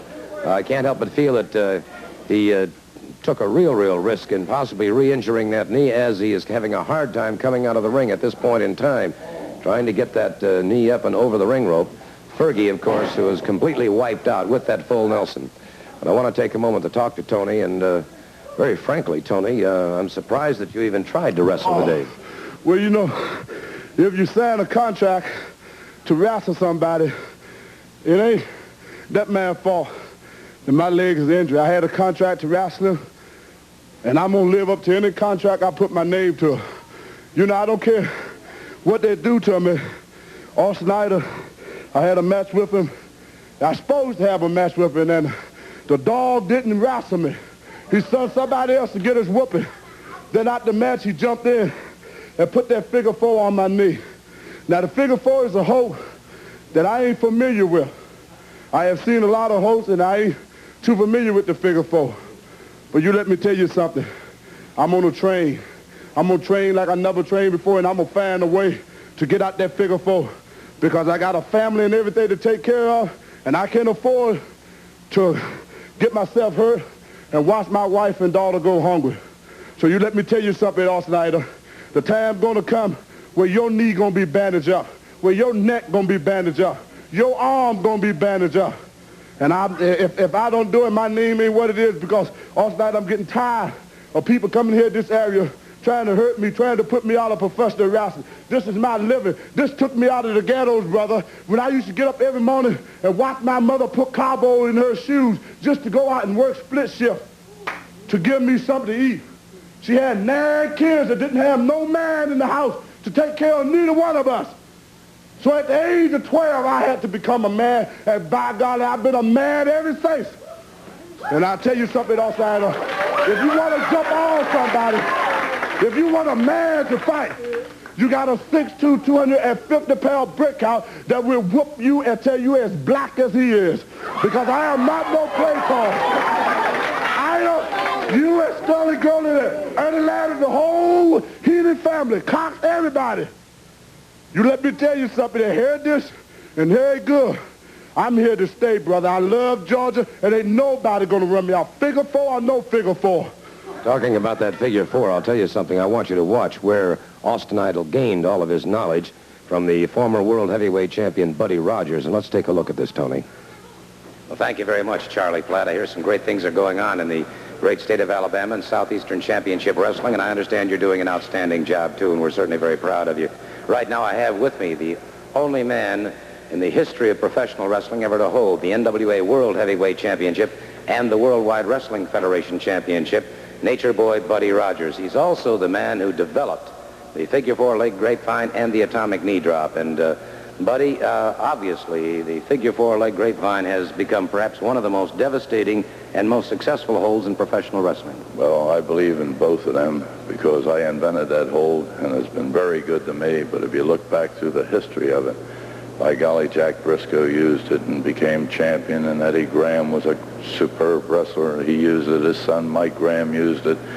There's many other wrestlers have used it, and everyone have been very, very successful. But I would like to say this: Austin Idol, who I've worked out with and is in superior shape, and I do believe stands to be the next world's champion if he gets that chance, does know this hold and knows it thoroughly. And I do know that if he puts it on someone, he will get the job done. I'll tell you what, I wonder, Buddy, there are a lot of people who aren't familiar with seeing the hold. They've seen it applied upon occasion, but I don't think they've ever seen it applied in, if you will, slow motion and working through it. All right, Buddy Rogers is going to demonstrate now. He has Buzz Sawyer and Don Serrano in the ring. Now, mind you, they're going to be going at about 1/4 speed. Now, notice he places the foot in between the two, crosses the leg over. Sawyer then comes down on his back. Now, clamps over And even without trying to put any pressure on, you could see the pain cross the face of Don Serrano, because once that is, you have 4 points of pressure. 4 points of pressure on the 2 ankles and the 2 knees, and consequently... Mainly it's this kneecap right here where the leg runs across. That's where the main pressure is. And as you heard Buddy Rogers say, the main pressure is on the 1 kneecap, but there are 4 points, and obviously an extremely dangerous situation. Separating them now once again, but there you have it. Nature Boy Buddy Rogers demonstrating exactly how the figure 4 is placed on an opponent. It has brought him many titles in the past, and as he said, and I'd like to get him to reiterate that comment if he will, but you do feel that this man Austin Idol has that... Austin Idol, without a doubt, should be the next champion, and I do know one thing. He knows this hold thoroughly. There you have it, from the master himself, the man who invented the hold, Nature Boy Buddy Rogers. Now, Charlie, back to you. Well, as a matter of fact, we're right back to me. And, Tony, of course, you saw that entire situation. You realize that Idol has that $1,000 challenge up. But bear in mind, he puts the hold on. And you found out how difficult and how painful that is. Well, you also bear in mind that Austin Idol, he put the hold on with the help of one Bobby Jaggers. He didn't do it by himself. It took both of them to put the hold on me. Now, Austin Idol, if you think you bad enough and mean enough to put the hold on me by yourself, you come on and you slap this hold on my knee one more time. I got out of it one time, and if you want it, you can stick it on me again, and I guarantee you the next time you put it on me, I'm coming out of it, and I'm going to bust your face wide open, boy. Gordon, it seems we all got troubles. Tony's got the same trouble with this Austin Idol that I got with Killer Carl Cox. And you know, Friday night, that's when it's all happening. Killer Carl Cox, Mr. Bobby Heenan, I'm going to go right through Cox, because then I got 5 minutes with you, Heenan. So that means I got everything on the line. The belt, it's all on the line. Friday night at the auditorium. So look at it right now, Cox. Look long and hard, brother. Because every morning, just like I said earlier, when I get up, I've been looking at it good. And just a while ago was a little sample of what you're going to get, because I ain't going to finish till I get through with you. Well, there you have it. It's all going to happen, of course, this coming Friday night. The Georgia Heavyweight Championship on the line, and if Tommy Rich is successful in defeating Killer Carl Cox, he will then have 5 minutes alone with Pretty Boy Bobby Heenan. There's an outstanding series of matches this coming Friday night at the Atlanta City Auditorium. Don't forget, too, Buzz Sawyer and Ricky Fields going up in a no disqualification match against Sergeant Jacques Goulet and, of course, Chris Markoff. And don't forget, next Friday night, November 9th, wrestling in Knoxville at the Civic Coliseum.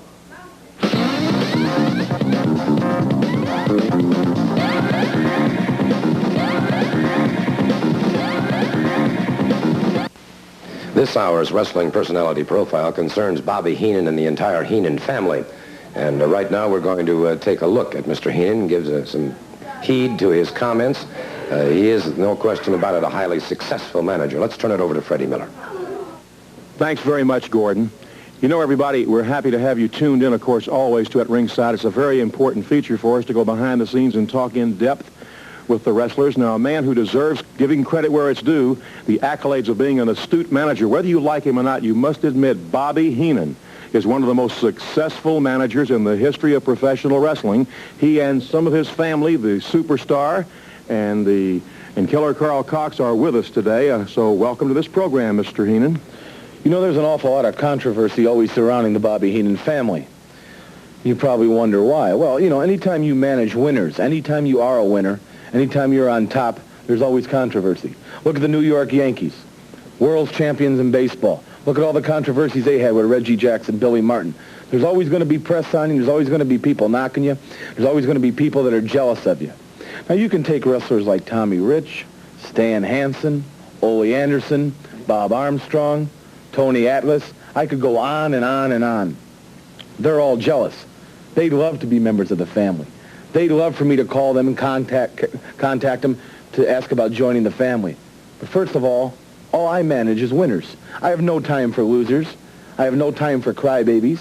I have no time for people that always sniffle and whine and beg and plead that aren't men when you have to get in that ring. That's why I've always surrounded myself. In 15 years as a wrestling manager, I've surrounded myself with the best in professional wrestling. And these are two of them right here, the Superstar and Killer Carl Cox. They are two of the best. They are excellent in the ring. But I want to say this. There's been some rumors flying that you are maybe hiring some folks to make sure that several people of national prominence aren't going to get hurt, and you're going to have something to do with it. Well, I've heard that rumor, too. People have made the accusations that maybe I'm... the family's trying to wipe out a lot of people to keep them out of championship contention for the heavyweight championship of the world. But, you know, that's not really true. You know, I have nothing more than I would like than the superstar Carl Cox or Blackjack Lanza or anybody I'm associated with to become the heavyweight champion of the world. But let's get down to the most important things. Are the people that have to make lies. Now, I've never stood out here, neither has the superstar Cox, and lied about one thing. I've always told the truth. I'm not a loudmouth. I'm not a big mouth. I've always prided myself on that. This man, when he first came here, he had a Cobra hold for $1,000. Anybody can break it. We had to raise the ante to $3,000. We still have $3,000. There are no takers. This man here, the Brainbuster hold. Dusty Rhodes, they picked him up with a blotter one night in the Atlanta City Auditorium and carried him out of the ring. Tommy Rich, everybody else has felt what the Brainbuster has felt like. They've had pains in their heads for weeks, for months. I don't have to stand out here and keep bragging about these men. Their records prove it. I want to do something here, though, Mr. Heenan. Since you mentioned your men, I would like to show something of the superstar and killer Carl Cox in action. The voice of Gordon Soley describing just for a few seconds some of their moves, and let's see if we can pick that up right now. The superstar and killer Carl Cox in action. Cox rolled out of the way. Allen caught his throat on that turnbuckle on the ropes. Cox crashes down across his chest. Count of 3. And using it very effectively, forced Lynn Owen to Beaver. Must be going on instinct alone at this point. Caught again. Over. It is all over. The superstar continues to hold it. Bobby Heenan lighting his victory cigar, and there his hand being raised in victory as a superstar. Well, you know, I like that piece of tape because it shows that killer Carl Cox can beat somebody without using the Brainbuster. Shows a superstar can use other moves to pin people. That's why these men are champion. Now I'd like you to talk to the superstar and killer Carl Cox. All right. You know, as Mr. Heenan said, it's very, very lonely at the top. There's a lot of jealousy around here because there's a lot of people that want involved in our family. They look at our group and they know we're very close-knit. We can depend on each other. We can rely on each other. We don't have to worry about somebody sneaking up from the rear and attacking us from the back. Now, there's a lot of confusion around Georgia at the present time. Now, I must admit that I've got my goal set on some belts. Killer Carl Cox, he wants the belts back. And we've got some obstacles. We've got some hurdles to go over. I don't care who steps in the way. I don't care who it is, Ole Anderson, Tommy Rich, Stan Hansen, Muscle Man Tony Atlas. Put your carcass in the ring. Now, you fellows are standing out here and you're preaching, you're yelling, you're screaming. We're very, very calmly stating the fact. We're going to make some changes. We're going to hurt some people. We're going to do what the family does best. Go through people at all cost. Just put yourself in the way, and you're going to get hurt. Thank you, superstar, Mr. Cox, and Mr. Heenan, for being at ringside. Yes. Before 1980 rolls around, the Bobby Heenan family will own the television championship, the Georgia heavyweight championship, and the tag team championship. Before 1980. In the words of Gordon Soley, that remains to be seen. Let's go back to Gordon right now. I smoke so many cigars. Thank you very much. I want to talk to Ole Anderson and Stan Hansen. And well, first of all, here's the one belt for the Georgia Tag Team Championship. Ernie Ladd's got the other one. We've made a challenge, and we're going to stick with it. Heenan says he wants a match for these belts, and he'll accept a match between Hansen and I and Ernie Ladd and any partner that Heenan can get for him. Well, I'll tell you what. Stan and I talked about it. You get yourself together, Heenan. You get Ladd, you get a partner, because next week right here on TV, Stan and I will defend the Georgia Tag Team belts. Ernie puts your belt up, I'll put my belt up, and the best team walk out the winner right on TV. All right? Well, indeed. There's an offer that certainly Mr. Heenan cannot refuse. There's no question about that. I can feel very assured in my own mind that he'll accept that very quickly. Well, let me tell you, all the shenanigans that this dadgum Heenan has been pulling. Next week, you heard Ole, we're going to be right here together. We're going to be the team of the future. We're going to come in there next week right here on television. Nobody's going to pull the wool. Nobody's going to trick us. Nobody's going to do nothing except have to get in the ring right here on television for the world to see and beat us for this belt right here. You know what's going to be interesting about that is the first thing that they've got to go through is the Atlanta City Auditorium. The first thing they're going to have to do is get by that brass knuckles match. Friday night, when we go into that Atlanta City Auditorium, we're going to have our hands all taped up. Ernie Ladd, you're great at pounding people in the head with a shoe. Bobby Heenan's great at coming up behind him maybe with a cigar. Superstar, Cox, they're all a bunch of bums. They're all doing those things. Well, Stan and I have done them a lot longer, and we did it a lot better. Friday night, we get down to Atlanta City Auditorium. We're going to have our hands all taped up. And Ernie, I can't wait. You get your shoe off. In fact, I'll even help you take your shoe off. And when you do, I'll whack it right back across your nose, break you in about 14 pieces. You're 6'9" now, but when we get done, he's going to be about 3 feet tall and a little bit of ball down there in that auditorium. You know, if you stomp all the manure out of somebody, Ernie Ladd's going to be about that tall. Brass knucks, anything goes. We're going to tape our fists, bring stuff in there. We're going to give you all a beating. That's why we're going to be confident. Next Saturday on TV, we're going to put those belts up because there ain't going to be nothing left of you. We'll find out Friday night at the Atlanta City Auditorium at the Georgia Tag Team Championship. Well, let me tell you something, Gordon. You had a couple of guys out here shooting off hard at it, but that egg-sucking dog, Ole Anderson. Everybody know you're a thief, Ole Anderson. Well, you got what you had coming to you last Friday. But coming up in the near future, I got my partner. I'll be right on television. I'll beat your filthy socks off and take that other belt, beat you like the dog that you really are. What about Friday night at the Atlanta City Auditorium? At the City Auditorium, I have a man. But be in a tape fist, brass knuckles. Come any way you can, with anybody you can. With old Hog Jaw, Stan Hansen, you see how dumb he is. He's the same idiot when he tried to play football. He stayed up all night studying for a blood test. That's how dumb that idiot is. And he's going to get in the square circle against the mighty, mighty superstar and yours truly, Ernie Ladd. Tape, fist, brass knucks, any way you want it, and I'll finish the job. Ole Anderson, you egg-sucking dog, you. This tag team event will be one fall with a 10-minute time limit. Introducing first from Georgia, weighing in at 240 pounds, Jack Poor. His partner from Texas, weighing in at 220 pounds, Joe Powell. Their opponents now entering the ring from Borger, Texas, weighing in at 320 pounds, Stan Hansen. His partner from Minneapolis, Minnesota, weighing in at 249 pounds, co-holder of the Georgia Tag Team Championship, Ole Anderson.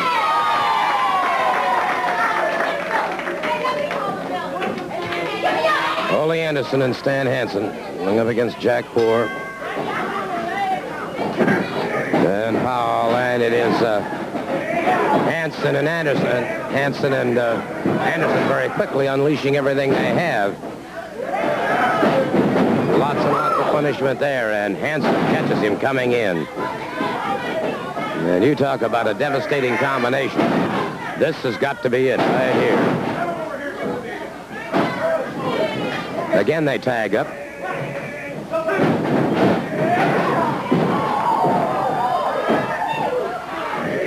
Anderson catches him again. Has him down.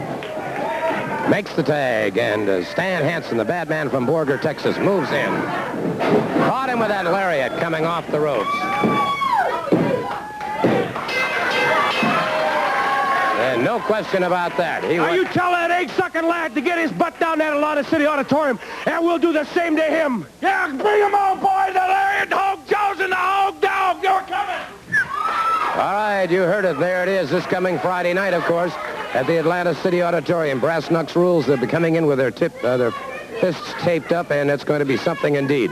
Tommy Rich gets a chance at Killer Carl Cox, and if he beats Cox, he'll have 5 minutes alone with Bobby Heenan. They've fallen into my trap again. We conned and outsmarted the big dummy Stan Hansen. He is no longer the television champion. Now we got Ole Anderson, that big Minnesota turncoat loudmouth out here, telling you what him and Hansen are going to do. I'll tell you what you're going to do next week. You're going to step in that ring. You're going to bring the belt.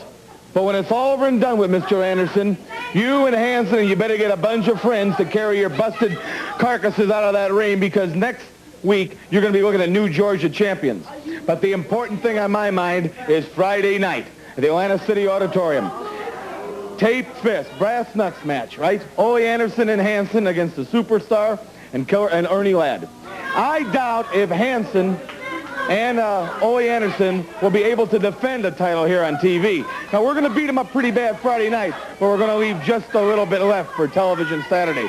And then Tommy Rich, you've made that ludicrous statement that if you beat Carl Cox, you won 5 minutes with me. Well, maybe I don't even care about 5 minutes with you. Maybe I won't even go with those stipulations. Maybe I'll just want you after the match any way goes. You know, I'm tired of having my back pushed to a corner. I'm tired of people giving me bad accusations, people knocking me. You know, I got 5 minutes. I tore that patch off your face, and you felt pain like you never felt before. For 5 minutes, I'm going to do that next Friday night. Win or lose, you're scarred for life, punk. We'll find out Friday night at the Atlanta City Auditorium. Match will be one fall with a TV time limit. Introducing first from Tampa, Florida, weighing in at 320 pounds, Sterling Golden. Sterling Golden. His opponent from Riverdale, Georgia, weighing in at 235 pounds, Marvin Turner. Marvin Turner. Marvin Turner going up against Sterling Golden. Golden, who uses that golden squeeze so very, very effectively, using a powerful sledgehammer blows to the back of Marvin Turner. Smashes him down once again. Turner on the canvas in the blue trunks. Sterling Golden brings him up. The running backbreaker. Turner in trouble trying to get over to those ropes if he could. And it is Sterling Golden catching him with the golden squeeze. And he is conceding. The referee calling for the bell. It is all over for Marvin Turner. Sterling Golden moving very effectively. A man of awesome strength, no question about that. Let me take just a moment to talk to him. Obviously, Mr. Turner could only take so much of that golden squeeze, and then he had to give up. Let me tell you what it's all about, Gordon Sully. About 5 weeks ago, a man named Sterling Golden came storming Norman into Atlanta, Georgia. Everybody's been running scared. They've been feeding me this great beef meat every week on TV. I want the best now. All these superstars, they've been hiding in the eye of the storm, brother. I've been whipping everybody out here, and I want only the best competition from now on. I'm getting sick of this. I don't even get a workout in the ring. And the $1,000 challenge for the golden squeeze is still up. Anybody that can break the squeeze, I will shut out $1,000 if you got the guts to get in the ring. Well, indeed. And so the challenge is still there. That's interesting, too, now with the $1,000 challenge on the part of Austin Idol. If anybody can break that figure 4. Of course, the Superstar still has a $3,000 up for anybody who can break the Cobra hold. Standby match, one fall with a TV time limit from New York, weighing in at 235 pounds, Bill Howard. His opponent weighing in at 200 pounds, Lewis Haney.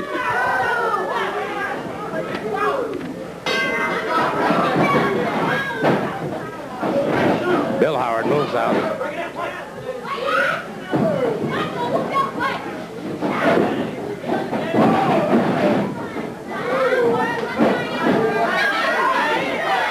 Complaining about his trunks being pulled. And you can hear the crowd here at Channel 17 Sports Arena picking up the chant, Howard the Coward is what they call him. He is not too popular a competitor. Levy holding him in there now. Howard bulls him back into the ring ropes.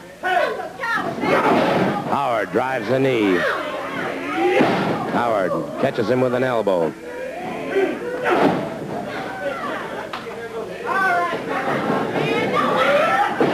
Smashing him into the turnbuckle, and his man is staggered.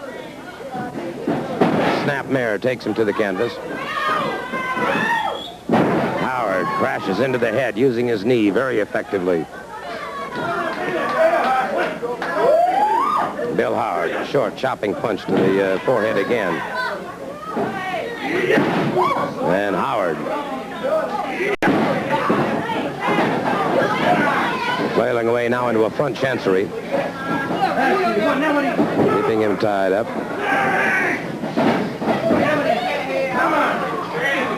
Howard keeping him trapped, and Howard asking the referee to ask him if he wants to concede.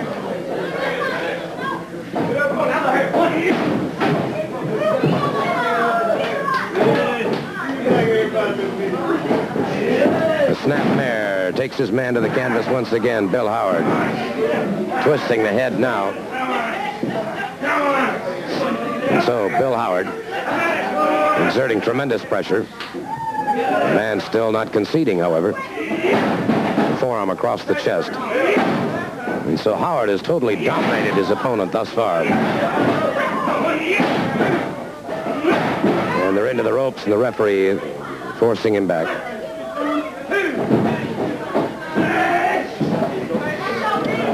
Pardon me. Tommy Rich will defend his title. Really? Okay, let me, this is absolutely amazing.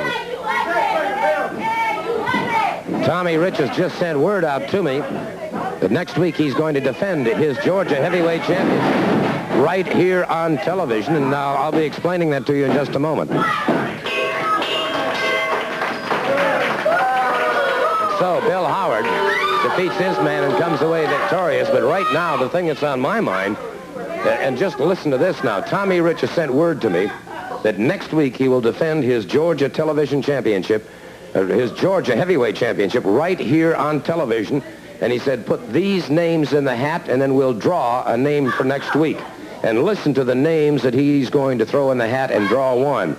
King Kong Mosca, Superstar, Ox Baker, Killer Carl Cox, Ernie Ladd, Austin Idol, Sterling Golden, The Sheik, Pack Song, or Blackjack Lanza. So that means that next week, I don't know, I think Tommy Rich is biting off an awful lot and putting a tremendous risk out here by putting his Georgia heavyweight championship on the line next week here on television. We'll also be having the Georgia Tag Team Championship on the line. Ernie Ladd and the partners of his choice going up against Ole Anderson and Stan Hansen. So what a sensational 2 hours we're going to have next week here on Georgia Championship Wrestling. But this really comes as a surprise to me that Tommy Rich will be drawing one of these names from the hat next week to defend his title. And again, let me run down this most impressive lineup of competitors. King Kong Mosca, the Superstar, Ox Baker, Killer Carl Cox, Ernie the Cat Ladd, Austin Idol, Sterling Golden, The Sheik, Hack Song, or Blackjack Lanza. Now that is an impressive lineup indeed. And Tommy Wildfire Rich, of course, he has said before, he is the people's champion, he is the Georgia heavyweight champion, and he wants to defend that title and defend it with honor, and that's obviously what he has in mind. Alliance. The announcers on this program are employed by Georgia Championship Wrestling Incorporated. 15-minute time limit. Introducing first from San Diego, California, weighing in at 245 pounds, Snake Brown. Snake Brown.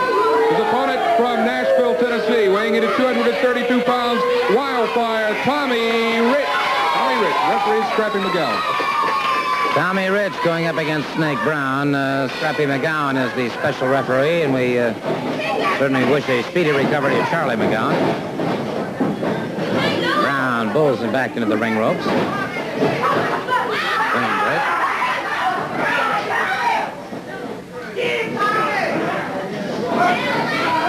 Rich with a hip lock takedown.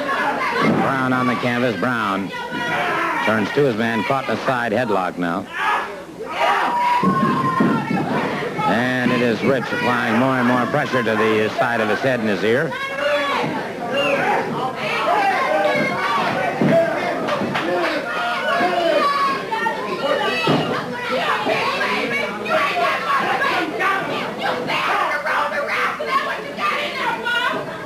Brown circling his man, moves in once again. Tommy Wildfire Rich. Wildfire written across the midriff of his trunks, now full arm dragon twist by Tommy Rich, keeping that arm dragon twist.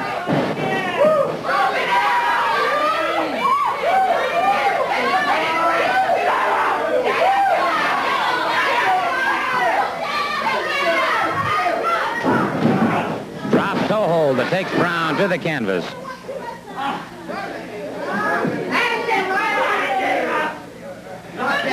Well, a front chancery now by Tommy Rich.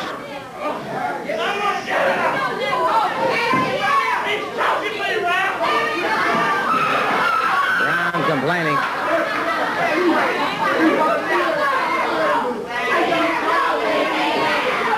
Brown back on his feet, Rich watching him carefully. Close in, arm drag takedown by Tommy Rich. Brown back on the canvas.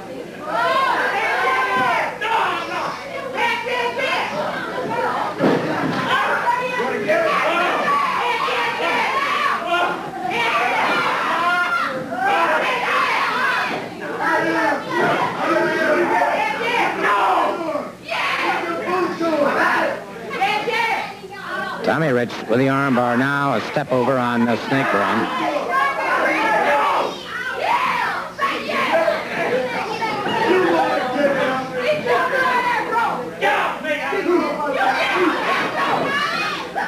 Brown coming to his feet, obviously frustrated now by Tommy Rich.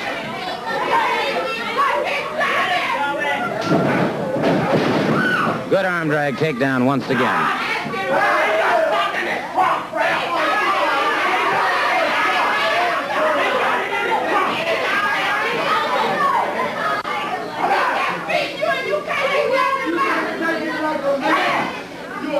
Brown trying a headbutt to the midsection, tries again, but with little effect on Tommy Rich.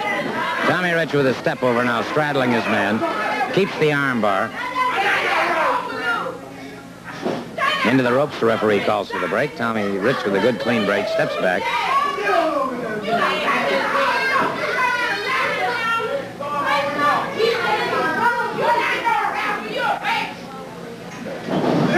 Rich moved up. Caught him nicely with an arm drag and twist. Back leg trip into a takedown inside armbar.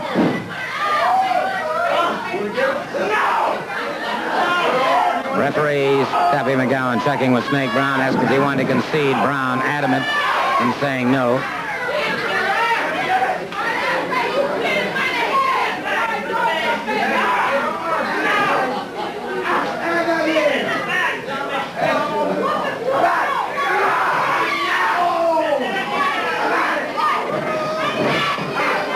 Into the ring ropes and forces a break once again.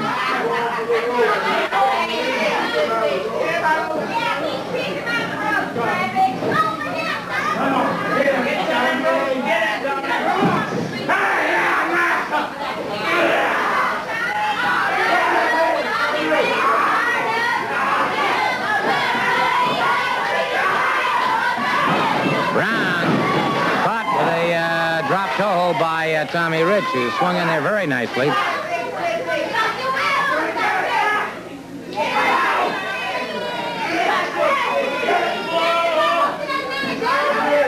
So Tommy Rich keeps the pressure on Snake Brown. Referee calls for the break. He was in the ropes. Rich back on his feet very quickly.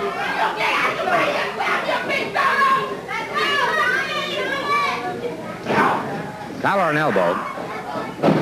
Rich getting the side headlock into a hip lock takedown. Brown back on the canvas.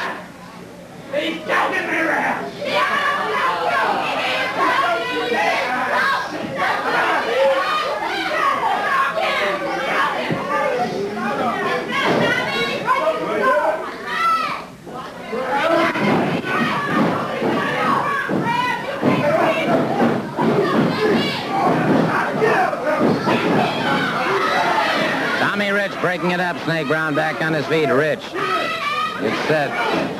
Catches a foot to the midsection and chopping blow to the top of the head. Whips him off the rope. Bottom of an elbow coming off the ropes. Snake Brown trying to come back to his feet now. Tommy Rich closes in on him. Rich brings him up. A full body slam into a lateral press. No, sir. Brown came out of it before the count of three. Tommy Rich. Caught him in the stomach coming in. Lateral press. Brown came out of it again before the count of three. Tommy Rich whips him off the Ball with a 15-minute time limit. Introducing first from New York, weighing in at 235 pounds, Bill Howard. Bill Howard. His opponent from Roanoke, Virginia, weighing in at 250 pounds, Mr. USA, Tony Atlas. Tony Atlas. Tony Atlas moving out against Bill Howard. Of course, every time that any wrestler steps into the squared circle here on Super 17, he's putting his reputation on the line, putting his reputation nationwide. And it is Tony Atlas caught in a side headlock now by Bill Howard. Howard out of New York. Wide stance. Tony Atlas with the blue trunks. Howard trying to maintain that side headlock. Tony Atlas does a little Atlas shuffle and slips away from him.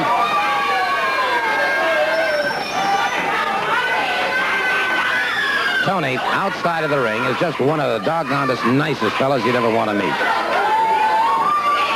Very modest. But he's a prime example to all of you youngsters out there of what you can become if you have enough self-sacrifice and enough dedication. Top wrist lock now by Bill Howard on Tony Atlas.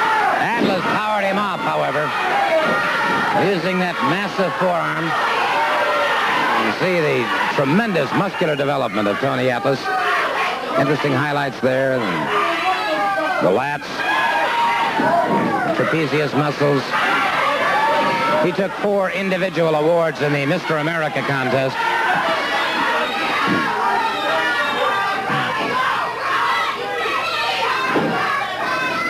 You have right now in professional front chancery by Bill Howard. Front chancery on Tony Atlas. You have in pro wrestling right now, particularly in this area. And such men as Sterling Golden, Tony Atlas, superstar Billy Graham, another man who's in the... Look at this press! Over 240 pounds, pressed well over his head.